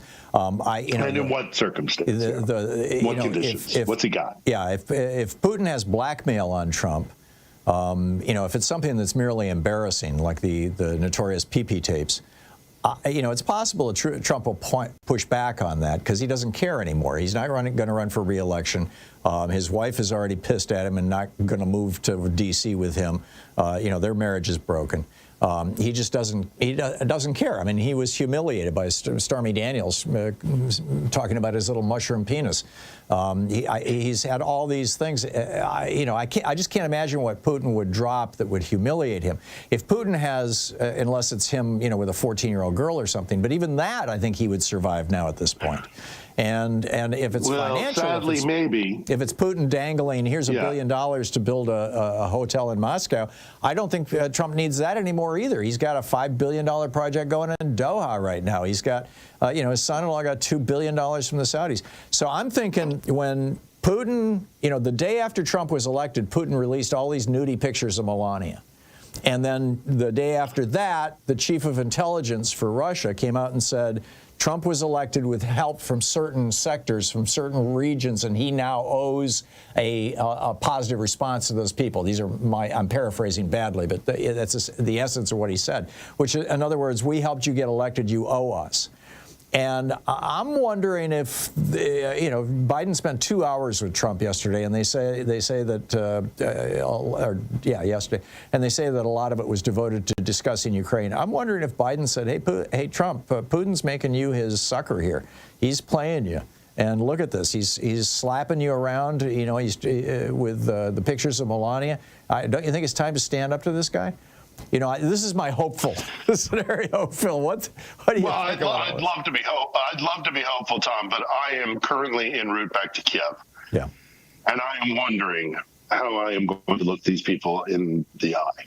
Yeah, as an American. Our history with Ukraine in the West, we have repeatedly betrayed and abandoned Ukraine. This is the third Ukrainian war of independence, and the prior two were primarily lost because the international community did not have the will to support a sovereign, independent Ukraine. Yeah. And to have it happen a third time, I don't see Ukraine recovering from it. And I think the Ukrainians were willing to give President Biden some leeway, knowing that you know, maybe he didn't want to push the issue because of the fear of a Trump administration, a second Trump administration. Well, that second Trump administration is here regardless of the fact that Jake Sullivan and President Biden have played very cautious with the Ukrainian war effort.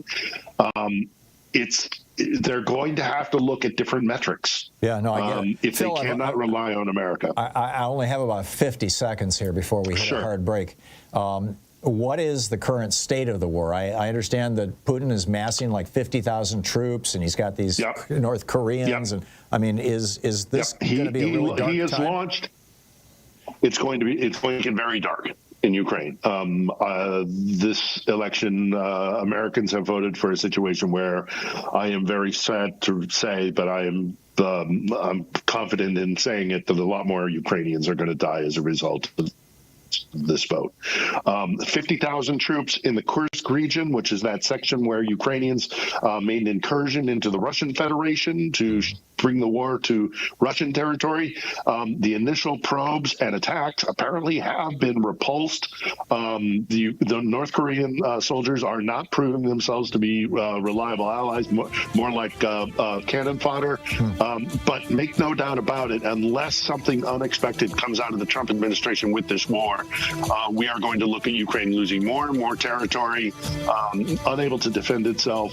More Ukrainians will die, but the Ukrainian will to survive and fight will never diminish because it is existential. The Russians are trying to destroy them as a people, a nation, and an identity, and they won't accept that anymore. So we need to prepare ourselves for a lot more death in Ukraine. Program. Yeah, I get it. Phil Ittner. Phil, thank you. Check out his On the Edge podcast. Phil, thanks so much. I look forward to talking to you next week when you're back in Kyiv. All right. See you then. Thank you.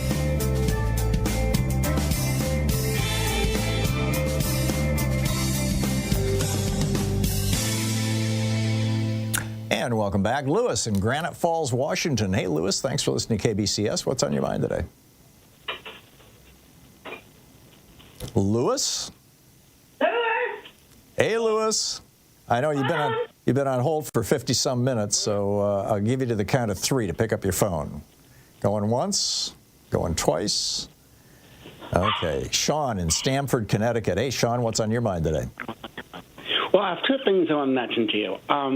First, I want to recommend 2 websites for the audience because of what RFK Jr. wants to promote. And one is called Quack Watch. It's one word. Mm-hmm.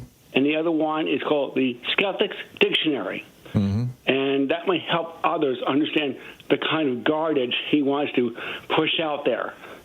And also, I want to also recommend looking at an episode of the Flintstones because there's an interesting analogy. The Flintstones? As in Fred and Barney? Yes. Okay, keep going. Because there's an amazing analogy between Putin, Trump, and the Republican Party. And it has to do with where Mr. Slate cons Fred into painting his yacht. Mr. Slate was the boss Fred used the same con on Barney. At the gravel pit, right? Right, and Barney, when he realizes that he got conned, he goes, "Is that how Mr. Slate got you?" And Fred says, "Well, 2 pigeons are better than 1." Wow. Yeah.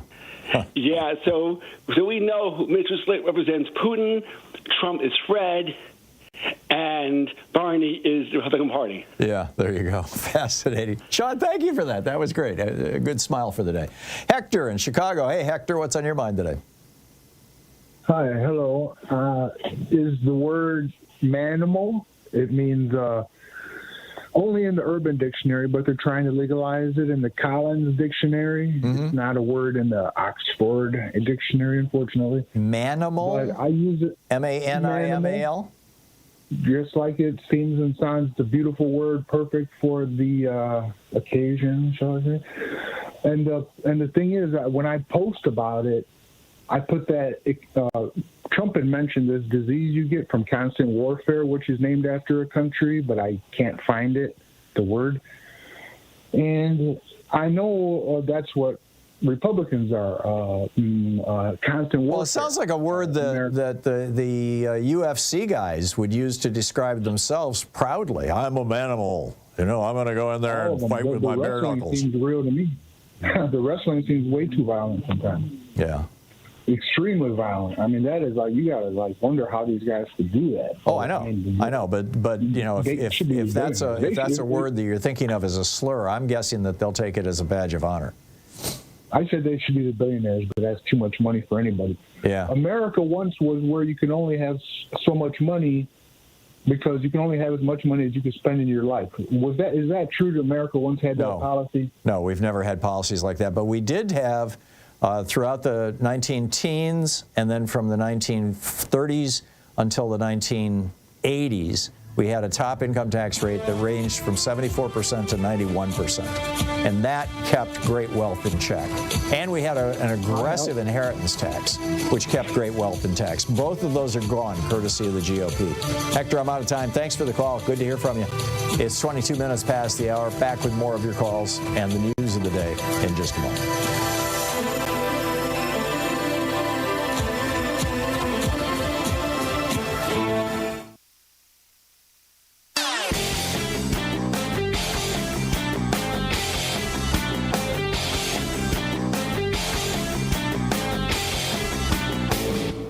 Missed my opening rant today? It's usually published over at HartmannReport.com, where you can read it and share it with your friends for free. Check it out, HartmannReport.com.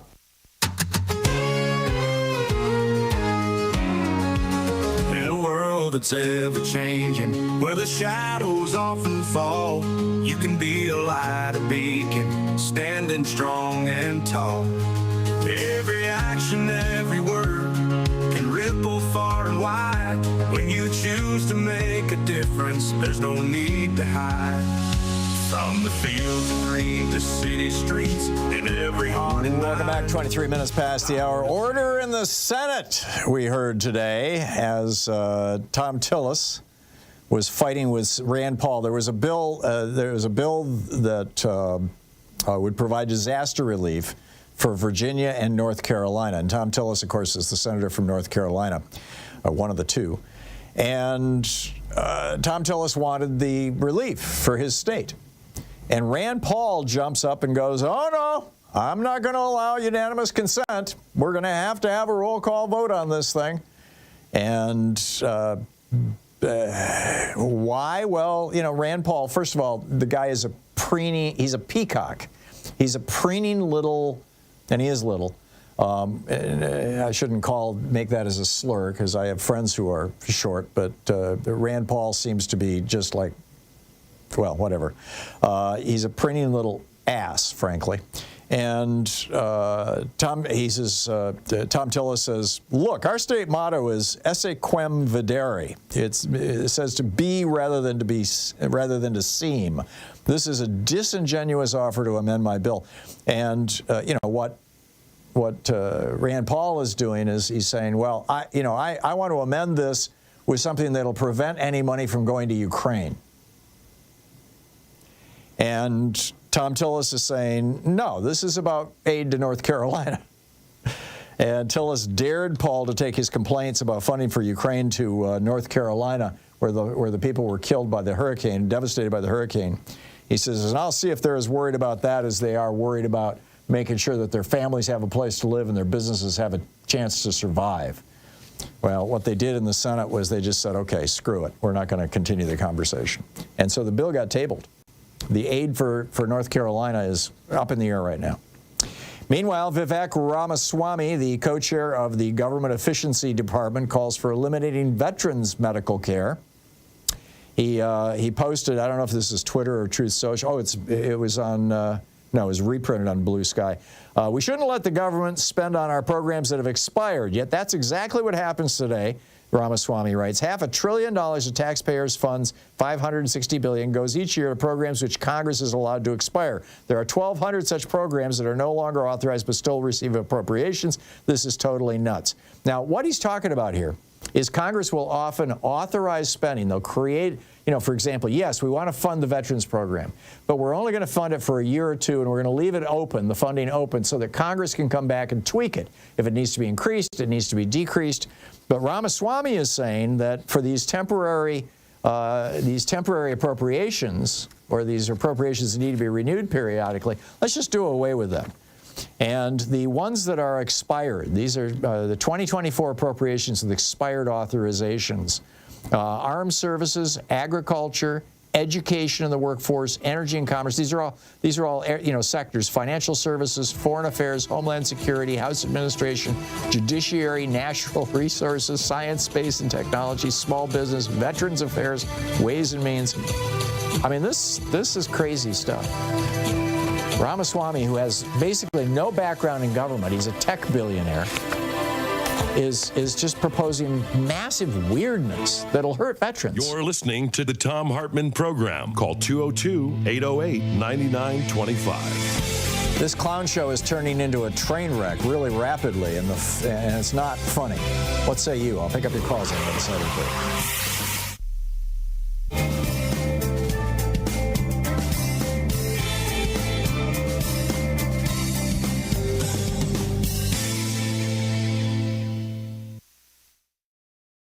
Our book today in the Thom Hartmann Book Club is Cokeland, The Secret History of Coke Industries and Corporate Power in America by Christopher Leonard. This is from the preface. On May 18th, 1981, 4 Wall Street bankers traveled to Wichita, Kansas. They went there to make an offer to Charles Koch, the CEO of an obscure mid-size energy company. The bankers from Morgan Stanley wanted to convince Koch to take his family's company public, offering shares for sale on the New York Stock Exchange. Their deal was squarely in line with the conventional wisdom of corporate America at the time. Going public was seen as a natural progression for companies like Koch Industries, offering them access to big pools of money and promising enormous paydays for the existing team of executives. All it required from the CEO was to surrender control. Morgan Stanley, in return, would collect a small fortune in fees. Charles Koch was 45 years old. He had run Koch Industries since he was 32 when his father died suddenly. He was trim, tall, and had an athlete's build. He spoke quietly in meetings and seemed almost passive. The bankers laid out their plan to take Koch public. They revealed what, to most executives at least, might have been the most significant detail. If Charles Koch agreed to the deal, he could earn $20 million overnight. The bankers seemed incredulous when they prepared a confidential memo about Koch's reaction. He does not want this cash, the memo reported. Charles Koch calmly explained to them why their offer made no sense. His company was breathtakingly profitable. It operated in vital, deeply complex corners of the American energy industry. During the 1980s, Koch Industries was the largest purchaser and transporter of U.S. crude oil. It owned an oil refinery. It employed teams of commodity traders who bought and sold a wildly diverse menu of raw materials and financial products, from gasoline to paper futures contracts. This might have encouraged most CEOs to take their company public. Koch Industries, however, did not want outsiders to know how much money its traders were earning. Taking the company public would expose too many of its secrets. The memo said, certain of Koch's commodity traders are particularly worried that their high salaries, once disclosed to the public, would be used against them by their trading partners. Secrecy was a strategic necessity for Koch Industries. Charles Koch did not want to surrender it. He also didn't want to surrender control. He had a specific, clear vision of how to run his company, and he didn't need Wall Street investors to interfere. If the bankers expected Charles Koch to go along with the conventional wisdom of their time, then they, like so many outsiders, did not understand him. Beneath his low-key veneer, Charles Koch was, at his core, a fighter. He had unmovable ideas about how things should be, and he did not back down when challenged. When he was challenged by his own brothers for control of Koch Industries, he fought them in a bitter legal battle that lasted decades. When he was challenged by members of a powerful labor union during his first years as CEO, he fought them even as they committed an act of industrial sabotage that nearly destroyed Koch's oil refinery. When the FBI and the U.S. Department of Justice launched a criminal investigation into Koch Industries' oil gathering business, Charles Koch fought them with every legal and political tool at his disposal. When a liberal Congress and President Barack Obama sought to impose regulations on the fossil fuel industry to control greenhouse gas emissions, Charles Koch fought them in ways that changed U.S. politics. In each of these fights, Charles Koch prevailed. When Charles Koch dismissed the bankers in 1981, it was just a small skirmish in the larger war to control Koch Industries. After prevailing in that fight, he created a company that was true to his vision. He avoided the snares that entangled many publicly traded companies that report their financial results to investors every 3 months. Koch Industries didn't have to think quarter to quarter. The company thinks year to year. An internal think tank and deal-making committee called the Development Group will sometimes think through a business deal on a timeline measured in decades. This long-term view made Koch more nimble where other companies stumbled. In 2003, for example, Koch Industries bought a group of money-losing fertilizer plants when no publicly traded company was willing to take the risk. Today, those plants are as profitable as a broken ATM machine that spews out cash around the clock. Unlike publicly traded companies, Koch Industries does not pay out rich dividends to investors. Charles Koch insists on reinvesting at least 90% of the company's profits, fueling its constant expansion. This strategy laid the foundation for decades of continuous growth. Koch Industries expanded continuously by purchasing other companies and branching out into new industries. It specialized in the kind of businesses that are indispensable to modern civilization, but which most consumers never directly encounter. The company is embedded in the hidden infrastructure of everyday life. Millions of people use Koch's products without ever seeing Koch's name attached. Koch refines and distributes fossil fuels, from gasoline to jet fuel, on which the global economy is dependent. Koch is the world's third largest producer of nitrogen fertilizer, which is the cornerstone of our modern food system. Koch makes the synthetic materials used in baby diapers, waistbands, and carpets. It makes the chemicals used for plastic bottles and pipes. It owns Georgia Pacific, which makes the wall panels, beams, and plywood required to build homes and office buildings. It makes napkins, paper towels, stationery, newspaper, and personal hygiene products. Koch Industries owns a network of commodities trading offices in Houston, Moscow, Geneva, and elsewhere, which are the circulatory system of modern finance. The book, Kochland, by Christopher Leonard.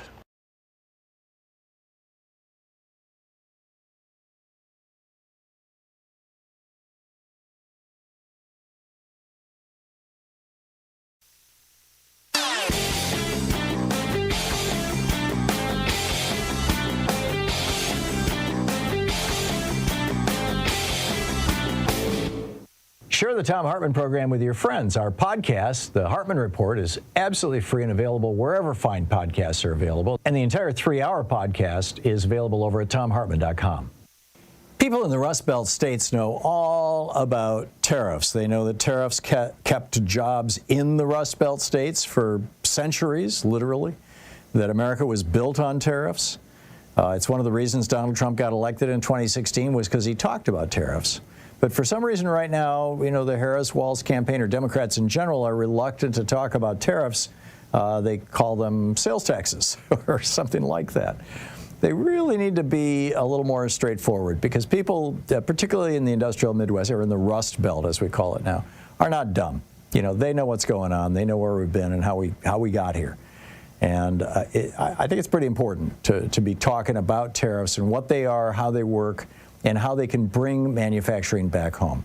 I wrote a piece about it for Hartmann Report. It's titled, Why Trump is Wrong and Alexander Hamilton Was Right About Tariffs. And I think you'll find it absolutely fascinating at hartmannreport.com. Check it out.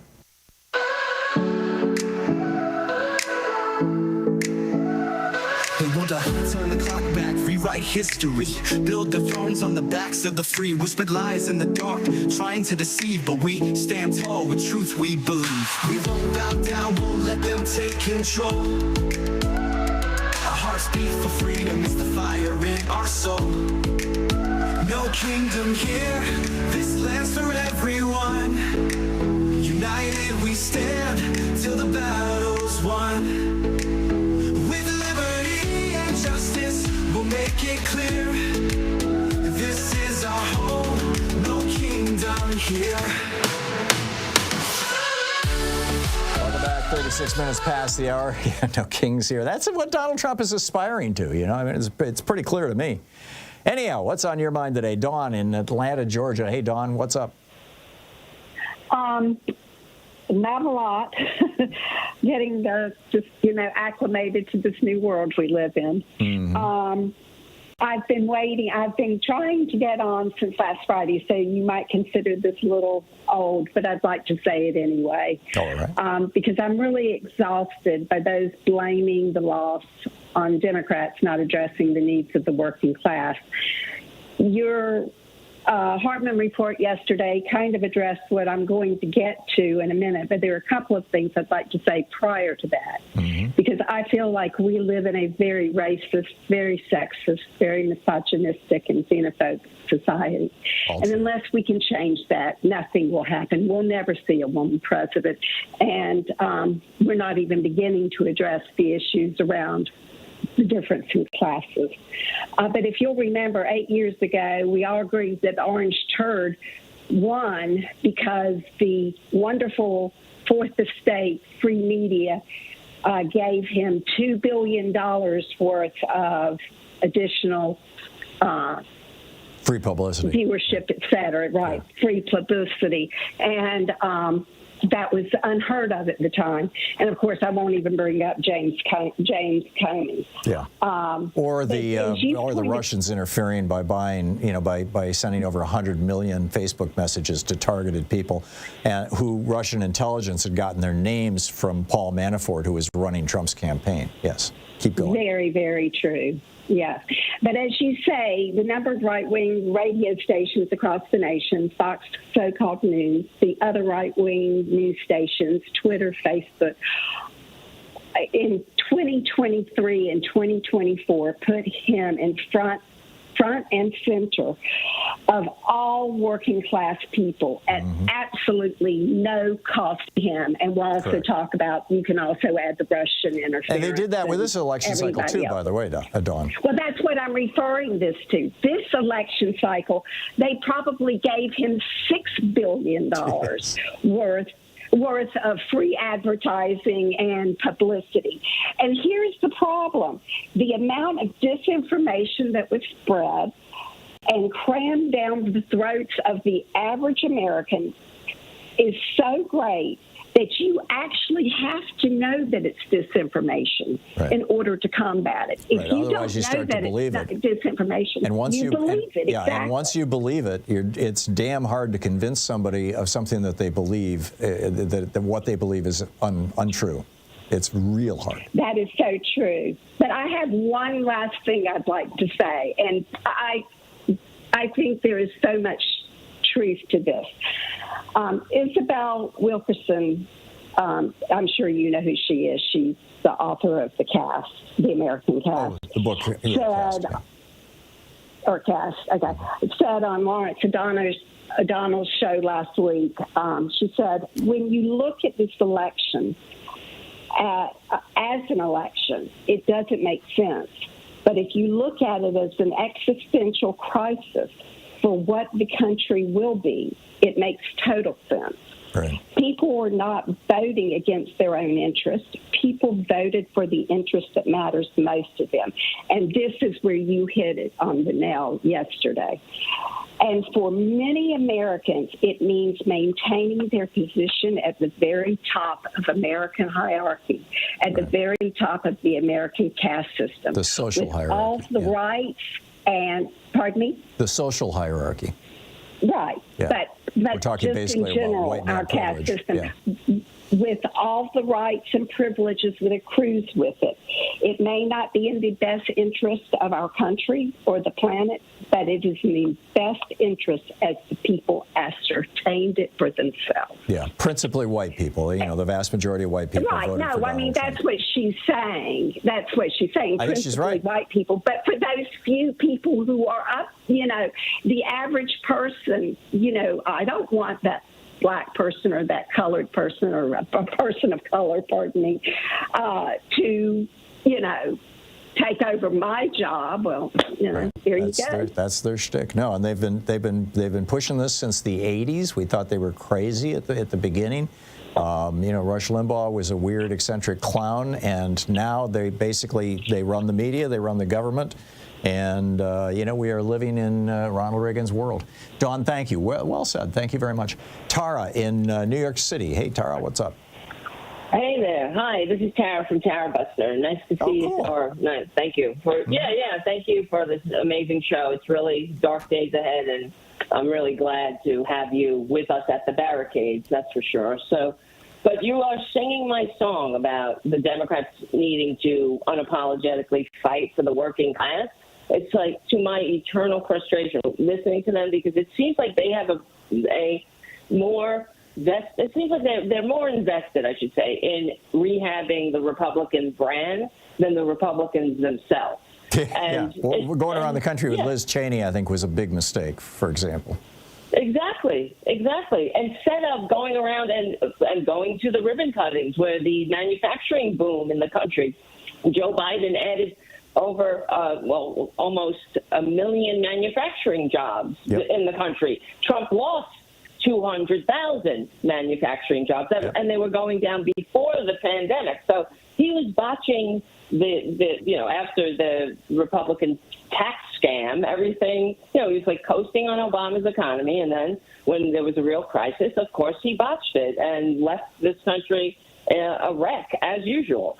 So, for example, when I was talking to your screener about this, there's so many things. There's so many missed opportunities where the Democrats don't point out that this was brought to you by Republicans. For example, I get all that, Tara.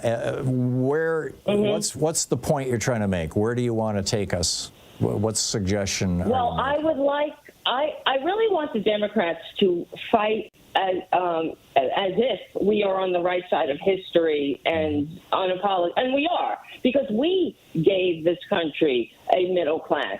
Democratic policies built the middle class. And why are we fighting? I mean, we should unapologetically remind the American people, even the 8-hour workday. Yes, it came from unions, but it was FDR that passed. Yes, the weekends, minimum wage, unemployment insurance, Medicare, Medicaid, Social Security. This was all done by Democrats over the objections of Republicans. And I think that's really important to add in. Tara, that was great. Thank you so much for calling in and just nailing it down. I appreciate it. Michelle in Denver. Hey, Michelle, what's up? Let's just be honest about America. Let's be honest. America has never held true to the promises. And the problem with the Democrats isn't that they don't talk to people. It's that they believe in the system. They believe in a system that was initially rigged to exclude thousands of people. And I get why they believe in the system, because it is a good system, but they are fighting for a system that isn't going to protect us now. So what's your alternative, Michelle? So the alternative is to say, hey, at some point, first we got to be honest, like the lady said about race, class, misogyny, all of that. Sure. We got to start telling the truth. Democrats are saying that too. Gaslighting half the public, and we have to do something. What's the gaslighting you're objecting to? The gaslighting is saying that slavery didn't exist, that it worked for, it did. I don't know of any Democrats who are saying that. No, Democrats are not saying that, but we have to stop allowing the media to gaslight us, because the media, to me, is the biggest problem. So how is the media gaslighting us? It's owned by right-wing billionaires. It's owned by right-wing billionaires who propaganda false disinformation on a regular. This country is more concerned about power and money than it is about helping the American people. I can't dispute that. It's like we gotta have a way to fight against it. I agree. This is the legacy of Reaganism, of the greed is good ethos that seized the Republican Party in the 1980s. Michelle, thank you for the call. It's 45 minutes past the hour. We'll be back with more of your calls in just a moment. Taking back the mainstream media 3 hours a day, 5 days a week, right here, Thom Hartmann Radio. You're listening to Thom Hartmann. Visit thomhartmann.com for audio and video archive. It's the place where smart people get their news. I'll be right back with your calls.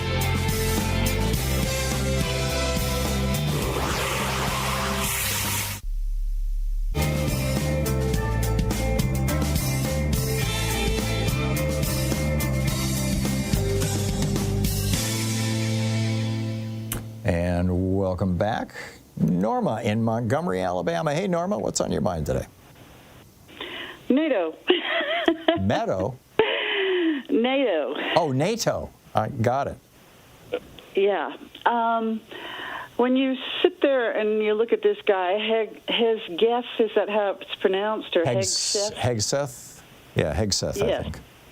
His little speech about getting rid of diversity and inclusion in the military and women not being combat soldiers, really spooks me. But when Trump, this chess game that he's playing, he's pulling all those little pieces out of the box and using them to get everybody upset and screaming and running around in circles. We need to keep an eye on what is going on in the Senate and the House and make sure that once he is sworn in, that we know exactly what he is doing. But when he pulls us out of NATO and he pulls us out of the United Nations, is he going to confiscate the building? I don't know what he's going to do. But without legal authority of NATO backing, will our bases will we have to pull everyone out of our bases in Europe, or will this Hegseth go ahead and do that anyway? A lot of people don't know that, and I think it was the first week of October, there was a General Brown or maybe a Colonel, I'm not sure what his rank was, in Keflavik in Iceland, going over our base and what we will do to support Europe. Well, now with Trump elected, that probably will go away also. But pulling all of us out, all of our military equipment and personnel out of Europe, I hope that Poland and Germany are ready. And, really, at first it's going to be Latvia, Lithuania, Estonia, and Finland. But, yeah, I know what you're saying. Yeah, well, I'm also worried about Greece and the Adriatic Sea between Greece and Italy. But I think that it might take Putin a couple of years to do everything that he wants to do. But if he continues to have help from North Korea, he can do it faster. Mm-hmm. He's also getting a lot of help from China. Yes, and that brings up the Maritalis, or however it's pronounced, the islands that used to belong to Britain and part of the Chagos, and that's where Diego Garcia is. But, if we pull everything back, then China can do what they want. Yep. And do you remember the love letter from Kim Jong-un from North Korea? And what would it take to make him happy now that he's helping Putin? Right. We have, I think it's Camp Casey in South Korea. Would we be pulling everything out of South Korea? Also? Yeah, these are all open questions right now, Norma, that just a month ago would have been unthinkable to any American. I know. And I don't think And Republicans so, have any idea what they, what they voted for, the kind of hell that Trump could rain on us that they voted for.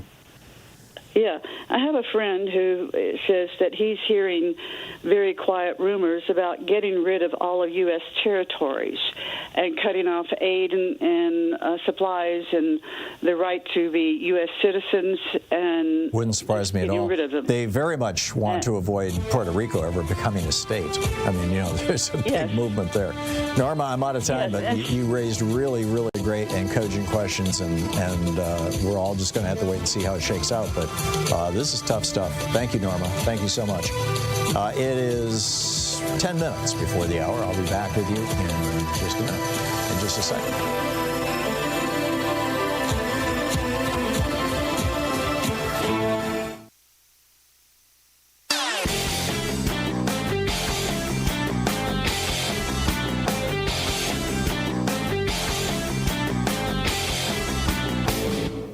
Hey, thanks so much for sharing our program and for reaching out to our stations and sponsors and letting them know that you're listening. It really means a lot to us.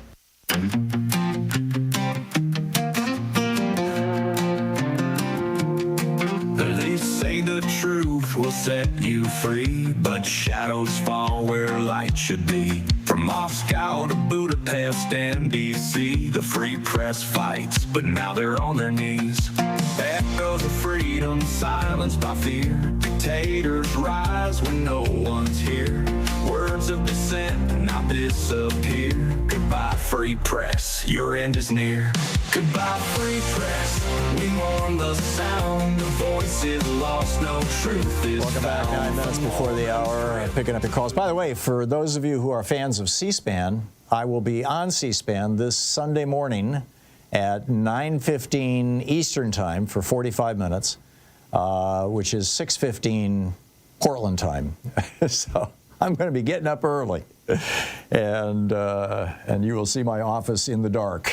So, but I do have lights. We have these things called light bulbs. So what's on your mind? Jill in Madison, Wisconsin. Hey, Jill, what's up? Hey, Tom. It seems to me that Trump is a puppet for Putin. And Vance seems to be a puppet for the Heritage Foundation. Yes. Are the two of those groups on the same page, and or is there going to be conflict between those two entities? And will it get to be really nasty when Trump pardons and gets all of the Proud Boys and the Oath Keepers out of prison? Will they be there to literally fight for Trump? I'm curious what your take is if those two factions are on the same page or in opposition of each other. Right. Well, first of all, with regard to Russia versus the Heritage Foundation, Heritage has increasingly been taking anti-Ukraine positions, which is, just nakedly pro-Putin. I'm not sure exactly where they're at on those things. I don't follow Heritage that closely. So that one is kind of, I just don't know the answer. I do think that we're going to see some real serious conflict here, going forward between hopefully between Trump and some of the conservatives. At some point, he's going to go. He's already, I think, going way too far. And I'm waiting for the Republicans, for the conservatives to wake up and say, what the hell? Now, I think I missed one of your questions here. I keep getting distracted. What was it? I just wonder how active the Proud Boys and the Oath Keepers will be. They'll, in that regard, I think we're seeing a repeat of history. In the 1920s, I think it was 22, might have been 21. Hitler and a couple of hundred of his buddies marched onto the. Well, actually, I think it was over 1,000 people, but a couple hundred of them tried to get into the building. Marched on the state capitol of Bavaria in Munich and tried to evict the governor and take over the state of Bavaria. And he was arrested for that. He was sentenced to a year in prison, maybe 2 years in prison. I think he spent a year for conspiracy to overthrow the government, as were many of the other people who were involved in that. It's called the Beer Hall Putsch. And when Hitler became chancellor in 1933, some of those people became, they helped kind of reorganize the Brown Shirts, which was initially, in 1932 and 1933, a volunteer militia, much like the Proud Boys. So, history suggests that the scenario that you're outlining would make a lot of sense. Trump pardons all these people. They come out. They've hyper-radicalized themselves. Our prison system, or the jail in Washington, D.C., where most of these guys are being kept, has segregated them from all the other prisoners so that they can hang out together. And the result of that has been that they're just becoming more and more right-wing and more fascistic and more willing to use violence. So I am very concerned about the reinvention, basically, of Hitler's brown shirts or Mussolini's black shirts, another volunteer force, armed militia force. We'll see. Jill, we don't have any answers to this right now. We have a hell of a lot of questions, but we need to keep our eyes open. Thank you for the call, Jill. Christina in Sonora, California. Christina, what's up? Hi, Tom. I just love you, and thank you. Thank you. A shout out to Blue Sky, and my call is about your asking about what we could call or use a quick name, a catchy name. I just think lunchbox liberals or technocrats, because that's basically what this government has come to. And I think liberals really need to grasp the idea of this working class. Mm-hmm. And lunchbox liberals would definitely, I think, maybe get some people's attention. I like that. So you're talking about, I was thinking of, we need a good slur for the billionaire class that's supporting Trump, the people that they used to call the robber barons. We don't have a label for them. But you came up with a positive for us, and that's good thinking. Any ideas? Oh, yeah. Any ideas for what we might call the Republicans or the billionaires who fund them? Yeah, but I probably would get leaked, so I think I have to. Well, you can clean it up a little bit, can't you? Are you being facetious? No, that's okay. I get it. We're at that point, and I didn't think about that, but you're right. And I think the whole idea that this media capture of our country is because of our attention span and reality TV and Instagram and influencing. Yeah. All these people have got the attention by one word, one gimmick. Libtards.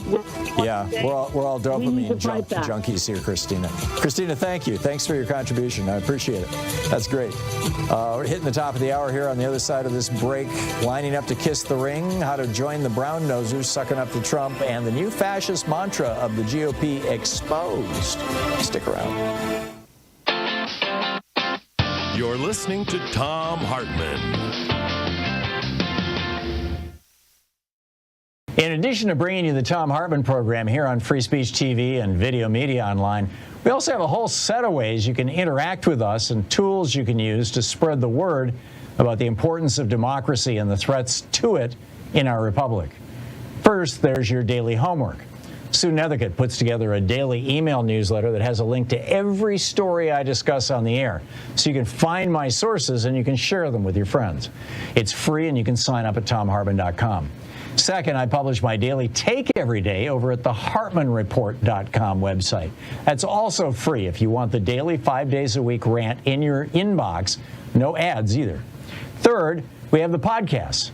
There's the free 1-hour version of our daily show that's advertising supported. You can find that wherever you get your podcasts normally. And then there's also the podcast of the entire 3-hour show with no advertisements, and that's available by subscription over at ThomHartmann.com. So check them all out at ThomHartmann.com and HartmannReport.com.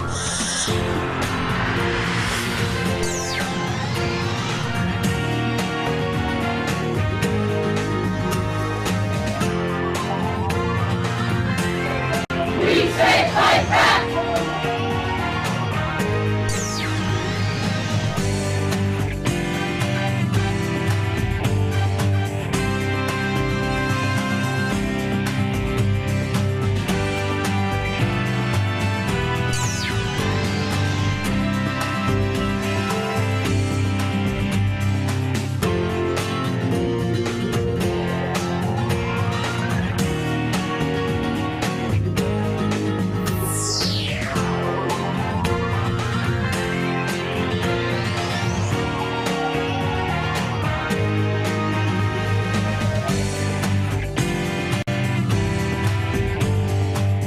Thom Hartmann University Book Club. Today we're reading from America's Battle for Media Democracy, the Triumph of Corporate Libertarianism and the Future of Media Reform by Victor Pickard.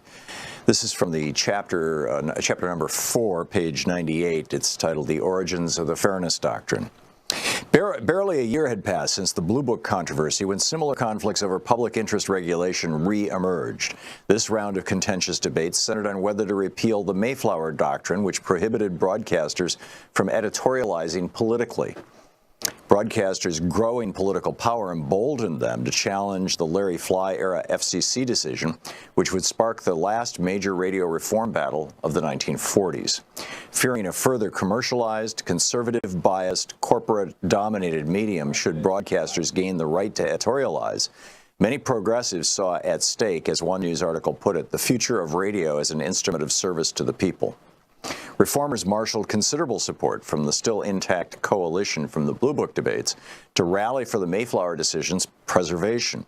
Similar to those debates, broadcasters attacked the reformers' position with First Amendment rights arguments that aimed to delegitimize the FCC's regulatory power over broadcast programming.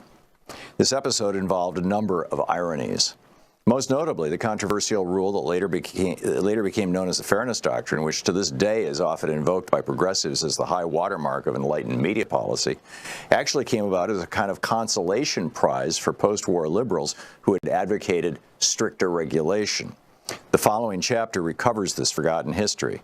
In doing so, it lays bare a number of early tensions and contradictions that closed out a decade of contentious policy debates around normative understandings of media's democratic role. This history throws into sharp relief several significant parallels and connections to 21st century media challenges, particularly around the question of whether government has any affirmative regulatory authority over media.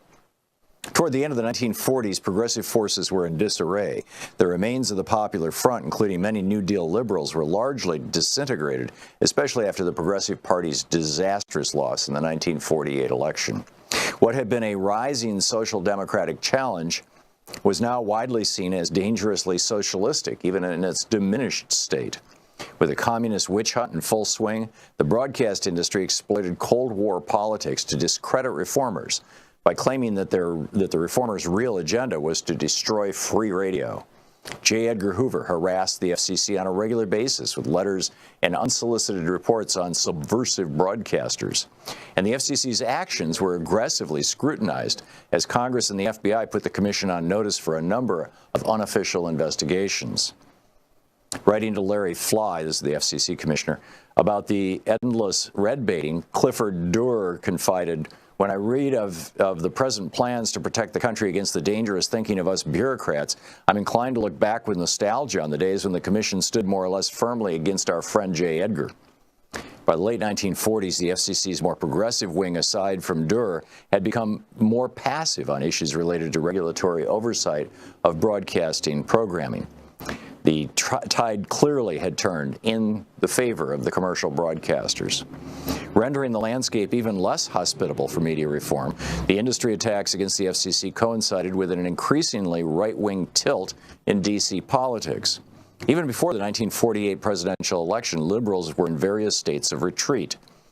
FDR had died, the New Deal agenda lay in tatters, and Republicans were coming off a congressional sweep in the 1946 midterm elections. The Democrats would regain some ground electorally by taking back Congress in '48, but the ideological shift was more permanent. During his campaign, President Truman characterized 1948 as the decisive year of the challenge, with a primary choice between, quote, between a parcel labeled progressive liberalism and a parcel labeled reactionary conservatism, end quote. However, Truman's liberalism often proved to be largely rhetorical. After he eked out a victory in a four-way race, his administration quickly shied away from the previous administration's aggressive liberalism, ever mindful of Southern conservative Democrats and Republicans nipping at their flanks.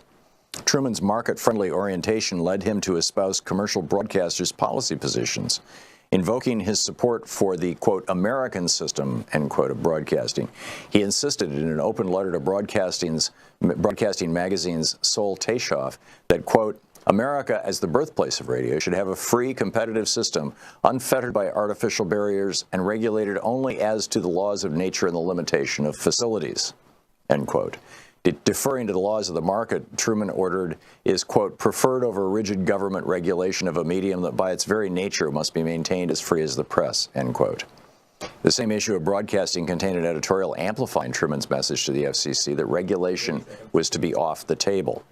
A similar statement followed 10 months later, with broadcasting triumphantly announcing that Truman, quote, emphatically reaffirmed his belief in completely free radio, end quote, which, according to the editors, translated into, quote, a declaration on behalf of a broadcasting system unshackled by un-American regulations, end quote. It's amazing. America's battle for media democracy.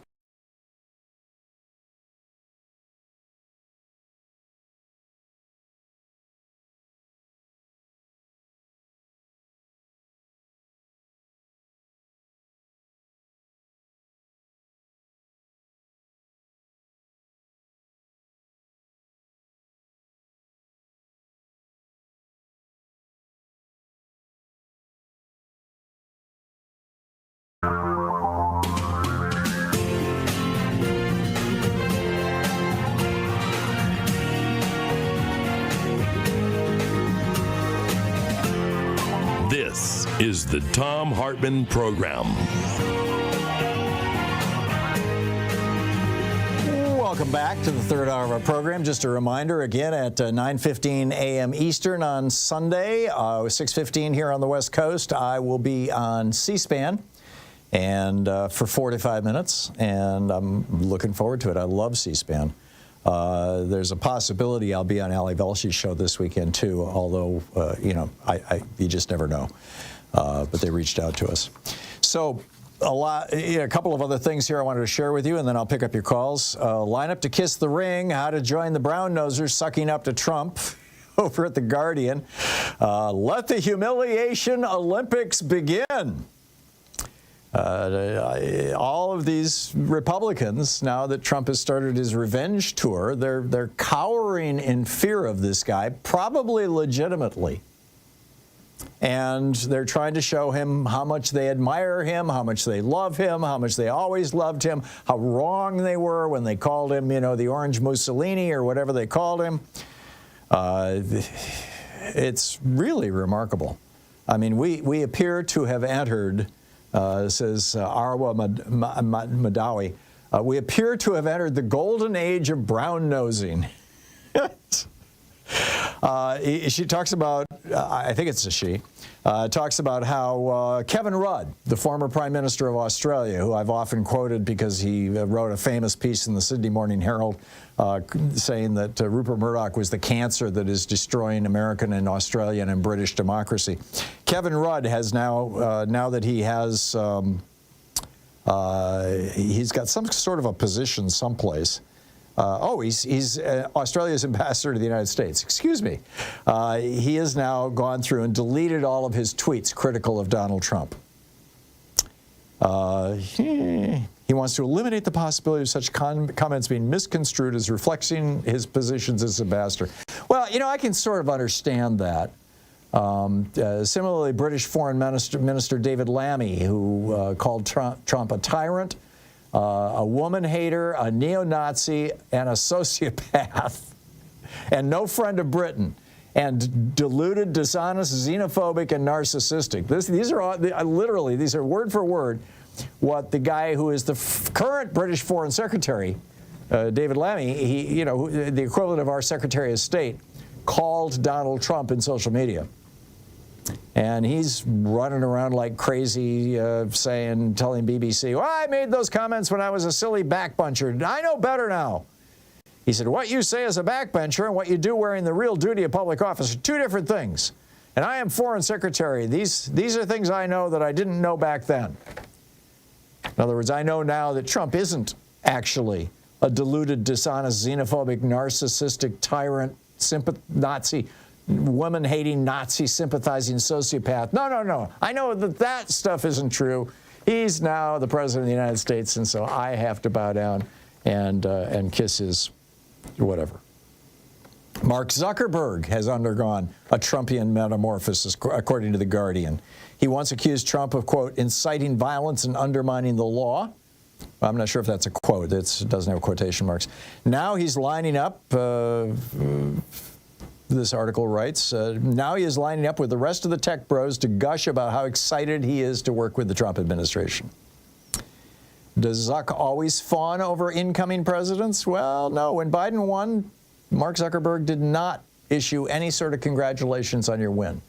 But he is running as fast as he can to kiss Trump's ass right now. In fact, he called Trump a badass in July. During a secret conference, Zuckerberg said the biggest mistake of his career was apologizing too much. He's decided that he's going to be a tough guy, I guess. Meanwhile, Trump is putting together his cabinet, and all these people are coming out going, yeah, like Little Marco, for example, who once called Trump a tyrant. He said he's going to make America orange. Marco Rubio, now our Secretary of State, or will be in 2 months. We'll see, but yeah. And here's U.S. Representative Troy Niels, the Republican from Texas. I think he nailed it. He just lays it out. He says, there's no question, Trump is the leader of our party now. He says, so now he's got a mission statement, his mission and his goals and objectives, whatever it is, we need to embrace it, all of it, every single word. If Donald Trump says jump 3 feet high and scratch your head, we all jump 3 feet high and scratch our heads. This guy's a former sheriff who was, by the way, accused of stolen valor last year. He's also the subject of a House Ethics Committee investigation. But he said he's just all in with Trump. In fact, he wore a T-shirt with Donald Trump's booking mugshot and the words "Never Surrender." These guys are just, they have such a high level of integrity, don't they? So, what's on your mind? Let's pick up some calls here. Dwayne in Petaluma, California. Hey, Dwayne, what's up? Yeah, first of all, just a comment on the one thing that Biden can do that they can't reverse, and that would be simply to retire early and make Kamala the 47th president, even if it's just for 2 months. Yeah, he's not going to do it. Well, if they, I can always advocate it. It would be a fun move. Yeah, several people have called in and suggested that, but it's not going to happen, Dwayne.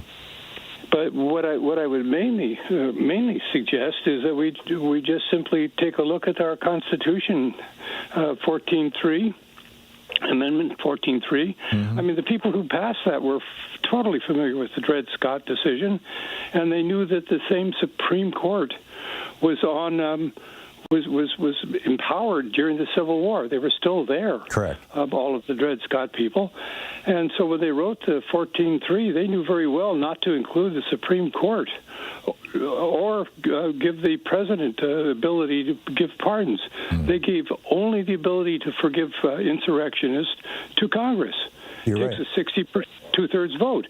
And so all these people, you were talking earlier about the Proud Boys, they can't get a pardon from the president. Only Congress could do that with a 2/3 vote. And if Congress decides... No, wait a minute, Dwayne. They can only run for public office. Right. If they have been convicted of insurrection, which is only about a dozen of them. No, they're not convicted. All you have to do is participated in one. Well, they deliberately did not say convicted. But we have due process in this country. There would have to be some sort of due process. They would have to be adjudicated. But they exempted that because of the fact they knew the Supreme Court was still controlled by the Dred Scott people and the slaveholders. I get your point. This is an exception to your usual rule, and if we follow the usual rule, we get one way. But if we read the 14.3, no, But see, I don't think a lot of these guys are going to get out of jail. When Trump pardons the Proud Boy bunch, and say, hey, let's go, be members of Congress. I think they're going to get out of jail and say, hey, let's start Civil War 2.0. Let's start organizing the guys with guns. Yeah. But I'm very concerned that we're looking at the progressive balkanization of the United States, and that Trump is going to speed this process up. The blue states are going to get bluer, The red states are going to get redder, and you're going to see people fleeing from state to state, and there's going to be a great sorting, as it were, over the next decade if this continues. You know, prior to the Civil War, we used to refer to the United States in the plural. In other words, newspaper articles would say, the United States are thinking about, you know, going to war with Britain or whatever. You know, the United States are, A-R-E, plural. Now we say the United States is, singular. Because prior to the Civil War, we saw ourselves as basically a confederation of states, a collection of states. Then that was where the real power was. After the Civil War, you know, Lincoln kind of reinvented the federal government, and the real power went to Washington, D.C., particularly with the 13th, 14th, and 15th Amendments. The 14th Amendment was probably the biggest piece of this. And now we refer to it in the singular. Will we reach a point in time where we're once again referring to the United States in the plural? But my point, though, is that if you read the 14th-3, you get the opinion that only Congress can pardon people, and only a two-thirds vote of Congress could allow Trump to be only if they want to run for public office or join the military.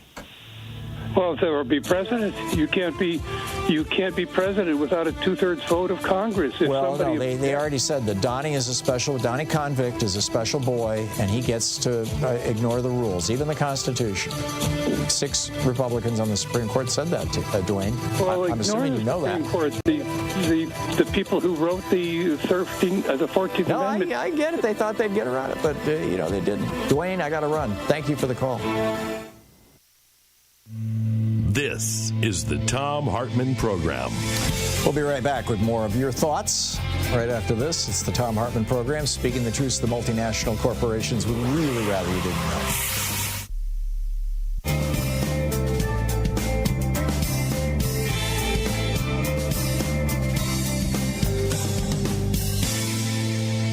And welcome back. Tim in San Antonio, Texas. Hey, Tim, what's up? Hey, how you doing, sir? Thanks for taking my call. Sure. I'm a U.S. Army veteran. I fought in the first Gulf War, and I was finally able to get my disability benefits thanks to the PACT Act this year. Mm-hmm. And I know this Project 2025 is talking about taking away presumptive conditions, and the PACT Act is practically based on presumptive conditions. And I'm just worried that I might lose my benefits, and what are the chances that, you know, since it's a House controlled by Republicans, a Senate controlled by Republicans, that maybe they repeal the PACT Act? Are there any chances of that happening? What are your thoughts about that? Yeah, I think it's entirely possible. I mean, this is what Ramaswamy is talking about. You know, he just came out and said, you know, many of the veterans' benefits are, you know, their funding has to be renewed every year by Congress.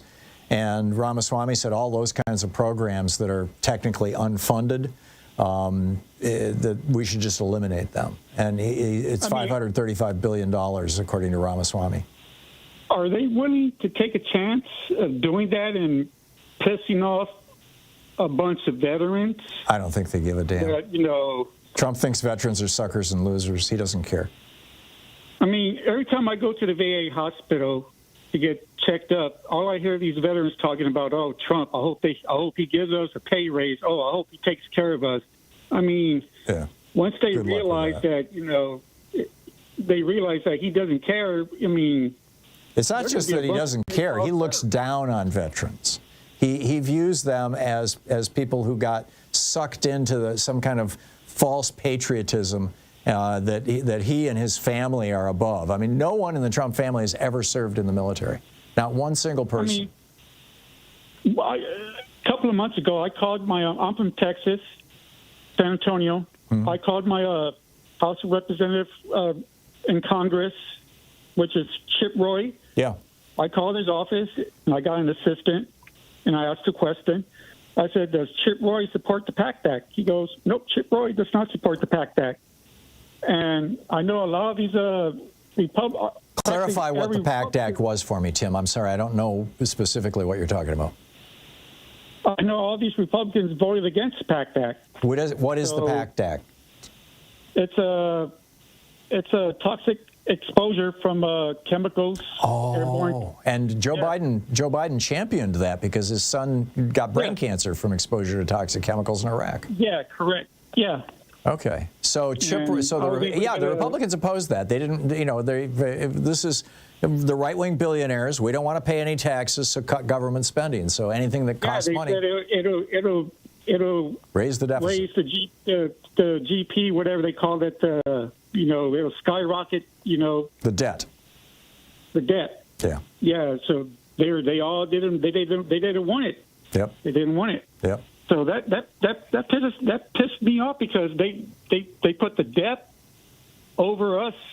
You know, that just doesn't make no sense. Well, it's the GOP. And these veterans voted for him still. I know. Because he'll throw out some one-liners and they go, oh, yeah, how about that? America for America and patriotism and, police and tough guy. And my dad's a Republican and he's a 30-year veteran. And I'm going to laugh because he receives retirement pay and disability benefits. I'm going to laugh when they tell us, you only can have one of those. Yeah, I get it. Tim, I'm out of time. I'm sorry, but thank you for the call. I wish you the very best.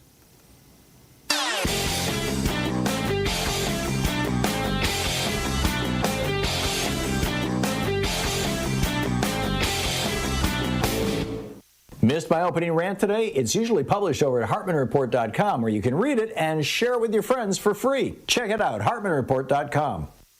People in the Rust Belt states know all about tariffs. They know that tariffs kept jobs in the Rust Belt states for centuries, literally, that America was built on tariffs. It's one of the reasons Donald Trump got elected in 2016 was because he talked about tariffs. But for some reason right now, the Harris-Walz campaign, or Democrats in general, are reluctant to talk about tariffs. They call them sales taxes or something like that.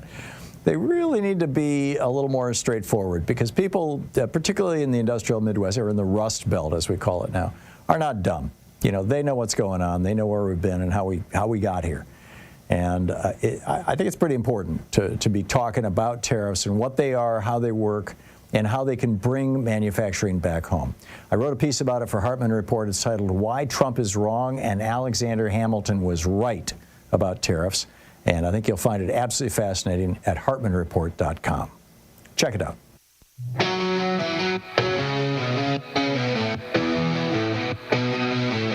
Where justice wears a crown, power's tilted, swayed and swings, leaving the people down. Voices cry for balance lost. In shadows they convene. SCOTUS was never meant to be. Kings and queens unseen. This lawlessness has gone too far. Come, let's hear our plea. Intervene and raise the bar. Let true justice be.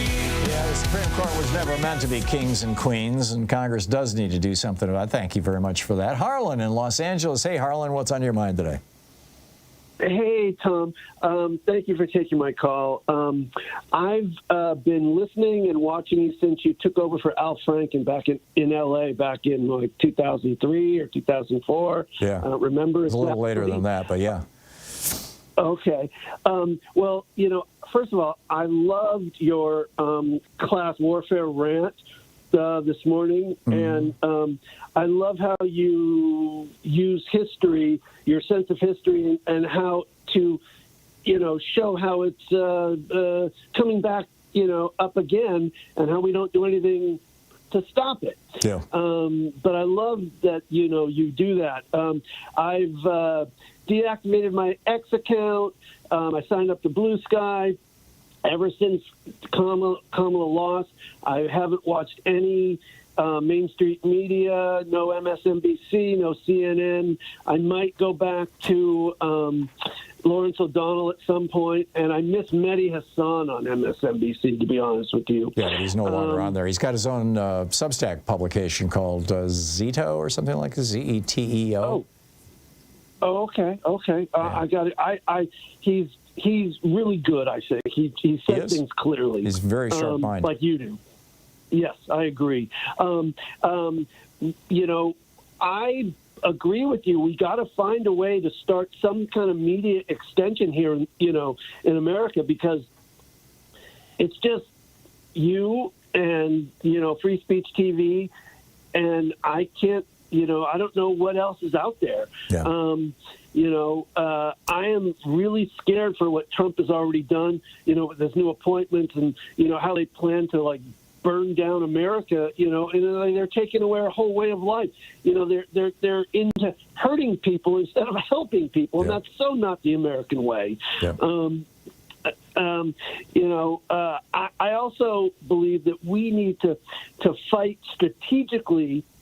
Enough of this woe is me Democrats. We are too weak. We need to have, the same intensity but opposite philosophy of the Republicans to fight back. I'm with you, Harlan. I'm with you, and you're singing my song.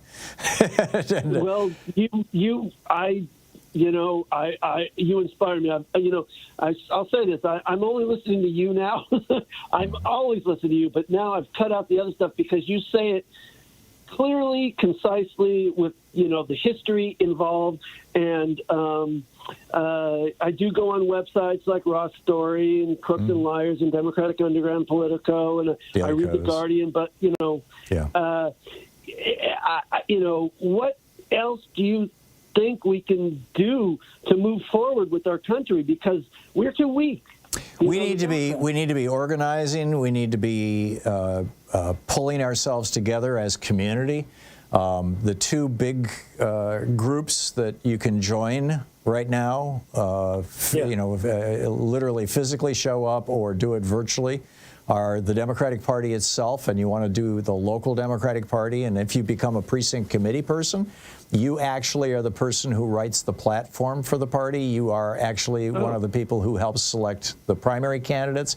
You can have a huge influence. I can build a case that the precinct committee people are the strongest, are the most powerful people in American politics. And the Republicans know this. They were recruiting precinct committee people like crazy back in the 80s, and it's paid off for them. So number one. And number two, indivisible.org is just doing great work. They've created this coalition with Move On and a whole bunch of other groups. They're having either they had the meeting last night or it's tonight. It was last night. They had a huge meeting on Zoom last night, which I missed. I had another commitment. But, show up, participate. There's a lot we can do. Harlan, I got to run, but thank you for the call, and thanks for watching us there on YouTube. It's 27 minutes past the hour. We'll be back with more of your calls on the other side of this break. It's the Thom Hartmann Program, the place where despair is not an option. You're listening to the Thom Hartmann Program. Call 202-808-9925. Occupying the media 3 hours a day, 5 days a week. We're right here. We'll be right back.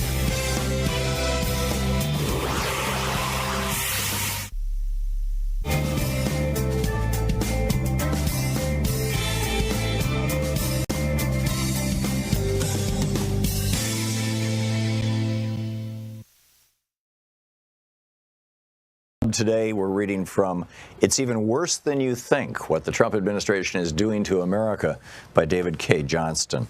This is from page 61, the chapter titled Forgetting the Forgotten Man.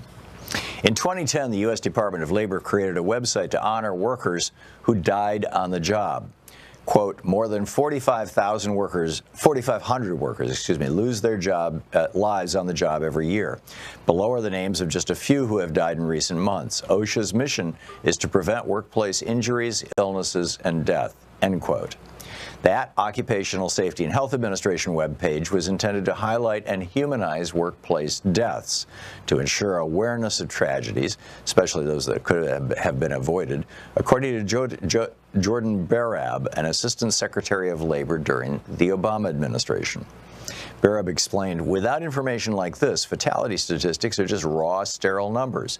The purpose of adding names and circumstances was to impress people with the tragedy that workers and their families face day after day.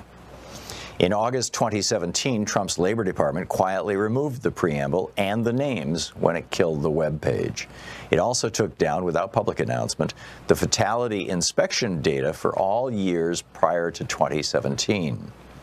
Those were just two of many other Trump administration actions inimical to worker safety.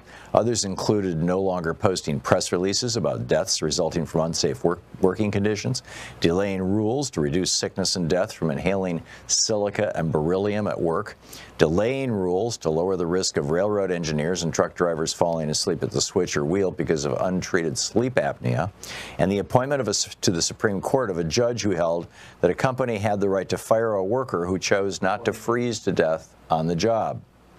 A reasonable person listening to Donald Trump's inaugural address would never have expected these and other actions, assuming he believed what Trump said. Trump declared, "The forgotten men and women of our country will be forgotten no more. You came by the tens of millions to become part of a historic movement, the likes of which the world has never seen before. At the center of this movement is a crucial conviction that a nation exists to serve its citizens," end quote. Those men and women were forgotten again the following week. And it's not just workers whose interests were forgotten, not to mention who were put in danger. By deciding not to implement a rule to reduce the chances of truck drivers and train operators falling asleep at the wheel, Trump put at risk the lives of families driving along the highway, people riding on passenger trains, and many others. The White House called it President Trump's war on regulation. In his weekly radio address in early May, he declared that we've removed one job-killing regulation after another, and they're not pretty, and they're going. And believe me, we're just getting started on regulations. They're gone. Removal of data on workplace deaths, which averaged 13 per day, infuriated Jordan Barab, who is Obama's number 2 at OSHA. As a private citizen, Barab created a web page to keep track of the names of the dead and the reasons they were killed on the job. He called it, "OSHA won't tell you who died in the workplace, we will."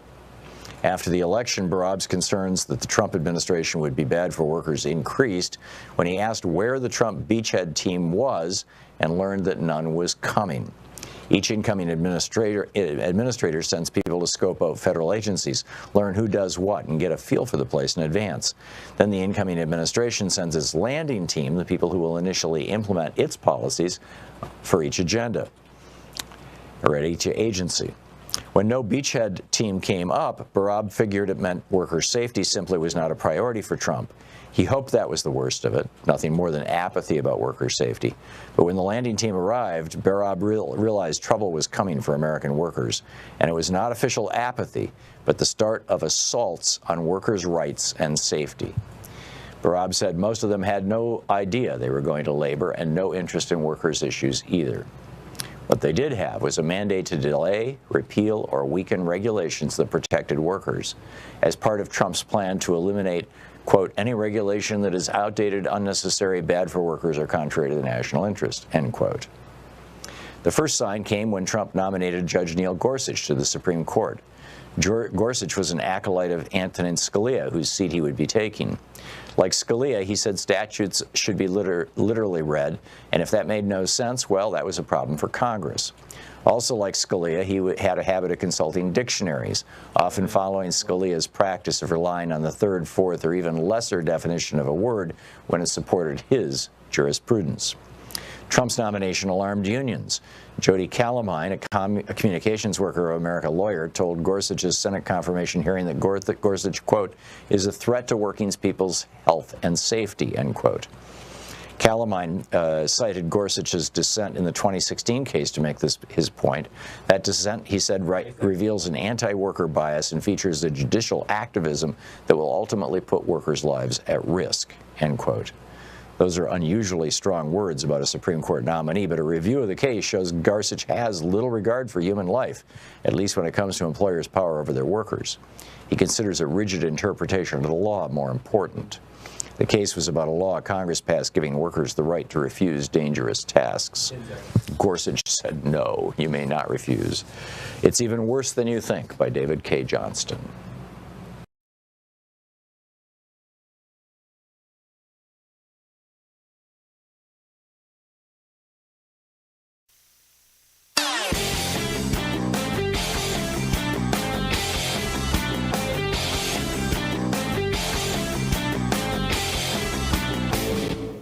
Help support progressive radio. If you're listening to us on a commercial station, call their advertisers and let them know you're listening. If you're listening to us on Pacifica, or one of our many nonprofit stations, please support them when they do their fundraising drives. Thanks for supporting progressive talk radio, and tag you're it. So MAGA Mike and the Republicans want a religious test for people running for public office. They want to know that you are sufficiently Christian to be worthy of being elected. Right. MAGA Mike is one of these 7 mountain evangelicals. There are 7 domains where these dominionists believe that we need to have religion completely take them over. Education, religion, family, business, government and military, arts and entertainment, and the media. Seriously. This is not what Jesus was preaching when he said, give unto Caesar what is Caesar and unto God what is God's. This is the opposite, in fact, of what Jesus was teaching. It's the opposite of Matthew 25, where Jesus said the only way to get to heaven is by feeding the hungry, healing the sick, helping the poor. This is counter-Christian, anti-Christian, in fact. In fact, I think you could say it is the Antichrist's work. There's a piece about it over at HartmannReport.com. Check it out.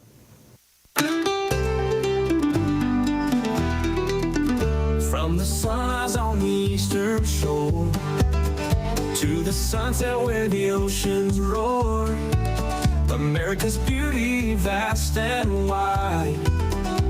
From coast to coast we share with pride.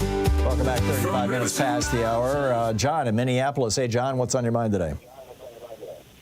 Yeah, I just wanted to quickly say that I think if Biden had stepped down sooner, Kamala Harris and Walz would have won easily. I think that they just didn't have enough time to override the propaganda that you spoke about from all of these different media outlets because they had to make a case, and they're just, in about 100 days. They're just, yeah, they just didn't have the time to do it. So I'm kind of angry with the leadership of the party that, I think that in a way they kind of knew that, or they just had. Well, you're making the point oversight. Nancy Pelosi made last week. That's what Nancy Pelosi said on Wednesday or Thursday of last week after the election. She said, if Joe Biden had basically kept his word. He had said that he was going to be a one-term president. He was going to be a transitional president. If he had kept his word, at the end of his second year, he had said, "Cool, let's have a primary. Let's have an open primary, and let's let the best candidate emerge." And that would not only have possibly given us a stronger candidate than Kamala Harris, which is not to say she was a bad candidate. I thought she was a pretty good candidate. But it might have given us a stronger candidate, number one. And number two, it would have familiarized America with everything that the Democrats have accomplished, and it would have given them 2 years to, whoever that candidate ended up being as a result of the primary, at least a year and a half, say, to pound their drum instead of just 107 days or something like that Kamala Harris had? Enough. Yeah, it just wasn't enough. And it's sad that we're in this position where, the New Deal, the Great Society, that can just completely go to the wayside. And now we're looking down the barrel of a full fascist, authoritarian type leader who can do so much damage to this society, its culture. It's beyond the pale, really, but this is where we're at. So, we have to continue on, obviously, but it is not going to be pleasant this 4 years. What's so amazing to me, John? I was laying in bed the other night just kind of remembering. I got an email from an old friend of mine that I used to live in his house when I was a teenager in East Lansing. We called him Java Man. And it just reminded me of that era, and I was just sitting there thinking back and remembering going to teach-ins at Michigan State University in '67 about Mao, right, and about Marxism, and the big, and this is, I was part of SDS, and SDS wasn't endorsing Marxism or Mao, but it was all over the place. I mean, and the big hit that the Republicans put on the Democrats was that the lefties among the Democrats, which was me at that time, although I never embraced Mao, and I thought Marx got his prescription right, but I thought his analysis right, but I thought his solutions were wrong. But their big hit was that, you know, the Democrats have communists and Marxists in their ranks. And there was some truth to that. And we were trying, and Democrats were trying to say, yeah, but the Republicans have some fascists in their ranks. And, you know, by that time, Joe McCarthy was long gone, and about as far right as you could get was Richard Nixon. Barry Goldwater had been defeated. And so it's funny, there was this extended left that went all the way out to the extreme, all the way out to communism, and the right was kind of constrained at that time in the 1960s. Now we've got the right going all the way out to the full-on Nazi, full fascism, and the left is virtually nothing more than the Democratic Party. You get, I mean, you have a little tiny fringe here of the Greens who are, you know, saying, well, we got to do more for the environment. Well, God bless them, you know, but they're not saying, you know, it's time to privatize or time to nationalize all private property. You know, it's just what I was hearing from people in the 60s. And it's like the country has swung so far to the right that the Democratic Party has become the middle now. And the Republican Party has just gone off the rails, and it's just, I guess, you know, being in my 70s, I can look back on all this with, you know, looking at the arc of history and make some small amount of sense out of it. But it just hit me as I was thinking about this. You know, it's one of those, you wake up at 2 in the morning and, you know, where we're at. I don't know what to do with it. You know, it's just an observation, but apropos of what you're talking about.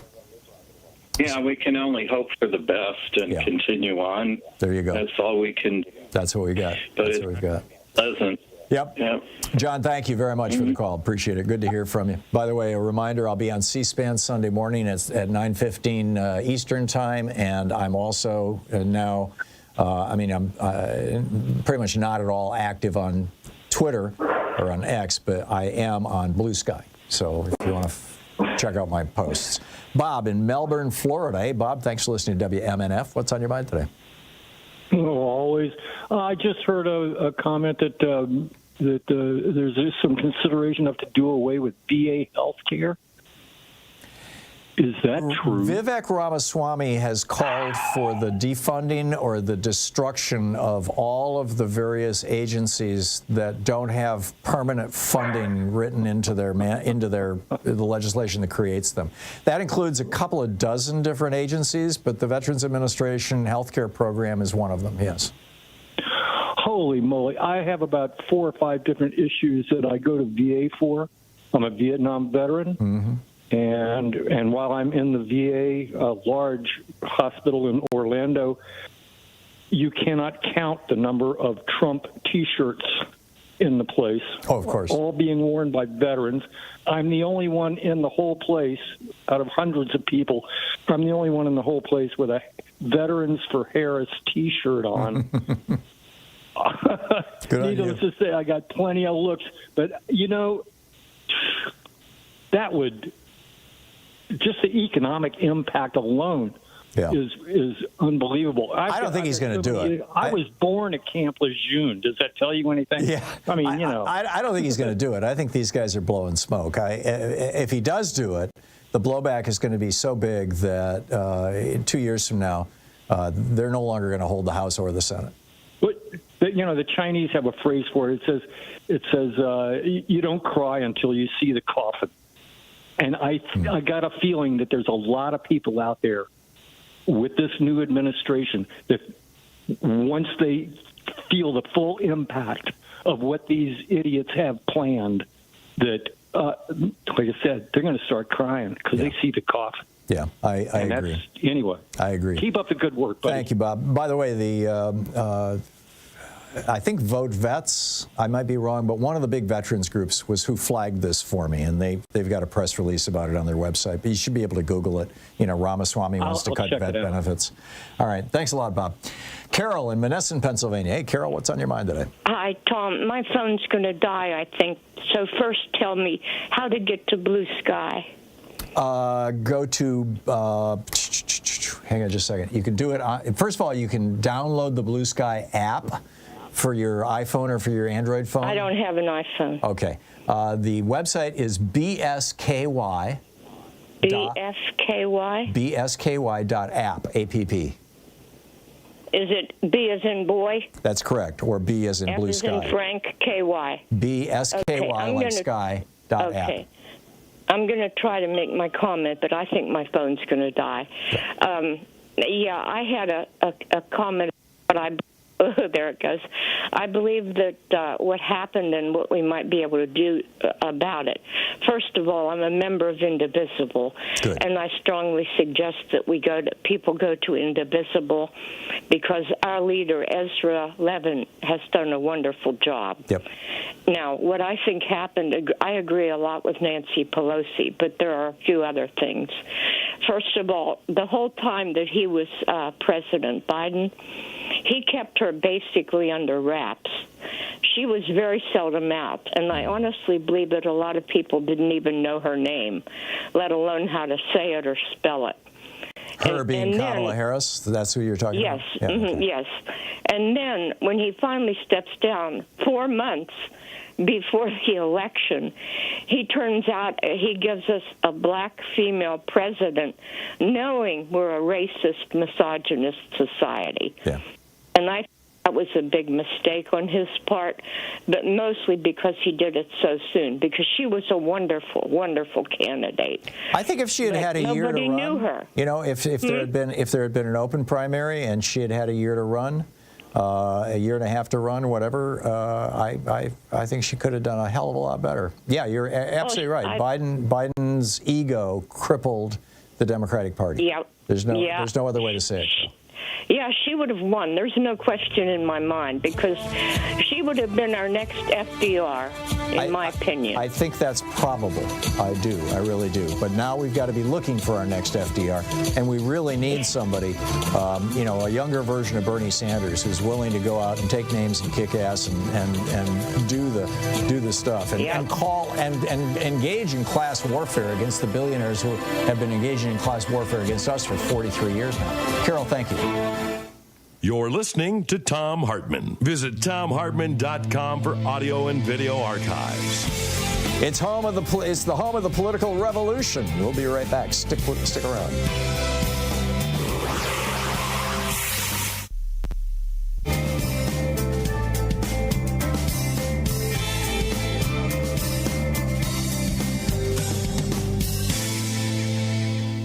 Welcome back. Picking up your calls. Don in Woodinville, Washington. Hey, Don, what's up? Yeah, hi, Tom. Hey, before I get to my topic, I think the class name you might be looking for might be something like the anti-American billionaire class. Yeah, that's a little too anodyne and long, don't you think? Yeah. Well, but the topic that I'm calling about is actually, it seems so obvious to me that the key to the Democrats being able to consistently win going forward is going to be to tap into a large number of non-voting eligible population. And I think... Yeah, it was 40% of the eligible population isn't even registered to vote. And about 40% of the people who are registered to vote didn't show up to vote. It's 100 million people, and it's consistently been that large for the past 50 years. Yep. And there's been only one election where the did not vote group didn't win the election, so to speak, and that was in 2020. And that in that case, the non-voting percentage was 34%. And prior to that, it's been in the range of 38 to 48%. Almost 50% of the population is not voting. And the reason why so many people voted, by the way, in 2020 was because multiple states mailed out ballots so that people could vote by mail. And I can tell you from living in Oregon, we have Washington State, Oregon, Utah. There's 5 states that the only way you can vote is by mail. And we have these states, and 4 of them are blue states. I forget what the other 2 are. And then Utah's a red state. But these 5 states have the highest voter participation in the country. It runs into the high 60%. Yeah, exactly. And what's amazing to me is that Trump has not been able to break into that group for some reason. They're armored against that against the messaging that Trump has provided. He's voting turnout in 2020 and to 2024 almost exactly the same. He didn't gain anything. Yeah. The Democrats lost 9 or 10 million, and they didn't go to Trump, and all of that did not go to third parties. They went back into the non-voting fold. The Democrats have had some success in a small percentage, only 10% of the 100 million that have not voted, and it resulted in a landslide. Yeah. So well, I can tell you, Don, the states that are democratically controlled right now, the most powerful thing that they could do, where you've got a Democratic trifecta, Minnesota, for example, and I don't know what the other states are. I'd have to look them up, but there's a handful of them. There's like 6 or 7 of them. And those states, the most effective thing they can do to keep Democrats in power going forward right now would be to follow Oregon's example. We did it 25 years ago, and just go to mail-in voting, period. Yeah, Washington State it's wonderful. Yeah. And I would just like to add that I think it's time now for the Democrats to put a plan out there, and I think what they should call it is the People's Project 2028, somewhat of a takeoff on the Project 2025, but this is going to be the People's Project for 2028, and the Democrats need to get this plan started now and get something going to encourage all of us out there that something's happening. We haven't rolled over. We have a plan. It's going to get work, and we are going to engage directly the entire voting population of America. I'm with you. Brilliant. Thank you very much. And thanks for listening to KBCS. It's 10 minutes before the hour.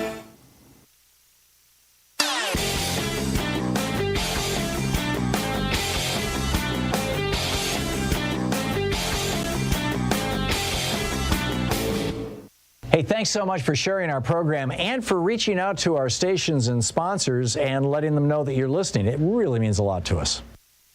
Way back in 1964, when Lyndon Johnson signed the Civil Rights Act, the Voting Rights Act, the Republicans started this rant about how the election of 1960, Jock Kennedy stole that election, and there's voter fraud in America. And it became a thing. They started this thing called Operation Eagle Eye. William Rehnquist was running it in Arizona, trying to intimidate Hispanics and African Americans into not voting, essentially. They have now used this claim that non-citizens are voting, this voter fraud claim, in virtually every red state to make it harder to vote, to purge people off the voting rolls, to make people's votes not counted with their exact signature matches. It's a scam. It's a grift that they've been running for 60 years, and the American media won't call them out on it. There's a whole piece about it called Trump and the GOP's Big Lie 2.0 over at HartmannReport.com. Please check it out. You'll find it fascinating.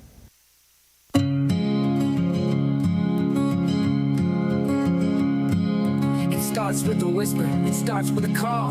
One voice rising can speak for us all. When we stand together, there's nothing we can't do. The strength of a union begins with you. From the factory floors to the office walls, we've got the power to change it all. A fair day's wage and a voice in the fight. Together we shine, standing up for what's right. Unions begin with you. Welcome back. 52 minutes past the hour. Picking up your calls here. Michael in Somerville, South Carolina. Hey, Michael, what's up? Hi. I'm calling. Thanks for everything you do. Sure. I'm calling because I believe that the Democrats have given up on the 50-state solution. Here in South Carolina, there was no advertising whatsoever for the Democrats, and I think that everything was just in those 7 states. Yeah. They didn't it's because they had win limited cash. You had, right-wing billionaires pouring money down Donald Trump's throat, and Kamala Harris only got a little bit of support. Well, I think the way to beat the Republicans is the 50-state solution, which they had before. Yep, and I want to bring Howard Dean back to run the DNC. That would be a good idea. It is a good idea, and he's a good man. He's a smart man. I've never gotten to know him personally like a friend, but I lived in Vermont when he was the governor. In fact, one day I walked into the state capitol. Louise and I were, going in, and we were looking around at all the paintings on the walls and stuff, and we walked right into his office. He was sitting right there. He was actually next door. He had this office building next door, but you could go through there too. I mean, he's very accessible. He's just a wonderful fella. And we hung out with Joe Trippi when he was running Howard Dean's campaign for president. Yeah, he's a good guy. I think he should run. Michael, thank you for that. I want to get some more calls in here. I appreciate your call. From Michael to Michael. Michael in Gainesville, Florida. Hey, what's up? Yes, hi. I wanted to put a thought in your head. Culture is biology. So this clown show, it's part of social dominance or primate dominance signaling. If you break a social norm, you grab an infant, and you get away with it. That signals that you're the dominant one in society. You're the top dog. I agree with that. Now, as a consequence of that, we don't have the framework really to even phrase the issues and discuss them, find solutions or goals, and that framework is needed to even to begin to discuss optimization of economics or governments or lifestyle. And that framework includes understanding that neurobiology is a real physical thing. If I give you a choice of being damaged with, say, a scar on your face, or literally removing a centimeter of your brain, everyone's going to choose this small scar on the face. But when we're damaged by trauma and abuse or even neglect, it's a change that isn't on the face, but it's literally changing how the brain is formulated. You're and how absolutely right. And we were all traumatized by COVID. I think you're absolutely right. To bring in Plato. Just let me. Kamala Harris did some real tough talk on the campaign trail. She would occasionally look into the camera and just do her prosecutor thing. And then Liz Cheney came along, and suddenly Kamala Harris is like kumbaya, and she's talking about, I'm going to, Donald Trump doesn't want to talk to Democrats, but I'm going to invite Republicans, to the table. And suddenly she's all Miss Bipartisan. So she went from being an alpha female to being a beta female. And I think that hurt her badly. Well, and the idea of being a female and the dominance, when you break a social norm to establish dominance, it's not just about, as Plato said, the problem with ruled by a population at large and democracy. The problem wasn't just that you needed an educated populace and citizenry. It appears you need one that's not abused. 30 to 50% of our population does have that abused personality, and it's not a disorder. They're positively adapted to the way the world really. Michael, I got to run. I'm sorry. Thank you very much for the call. Thank you for being with us today. We really appreciate it. We'll be back tomorrow, same time, same place. In the meantime, don't forget, democracy is not a spectator sport. It requires all of us, and that includes you. So get out there, get active, tag you're it. I'll be on C-SPAN Sunday morning at 9:15 Eastern Time. I'm hosting over on Blue Sky nowadays. You can check that out. So have a great afternoon. Be good to yourself and the people around you, and stay safe. I'll catch up with you tomorrow. You've been listening to Thom Hartmann. For audio and video archives, visit thomhartmann.com.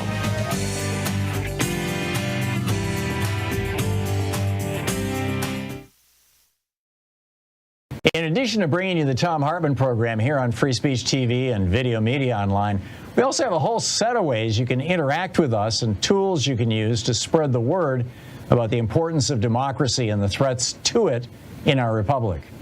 First, there's your daily homework. Sue Nethercutt puts together a daily email newsletter that has a link to every story I discuss on the air, so you can find my sources and you can share them with your friends. It's free, and you can sign up at thomhartmann.com.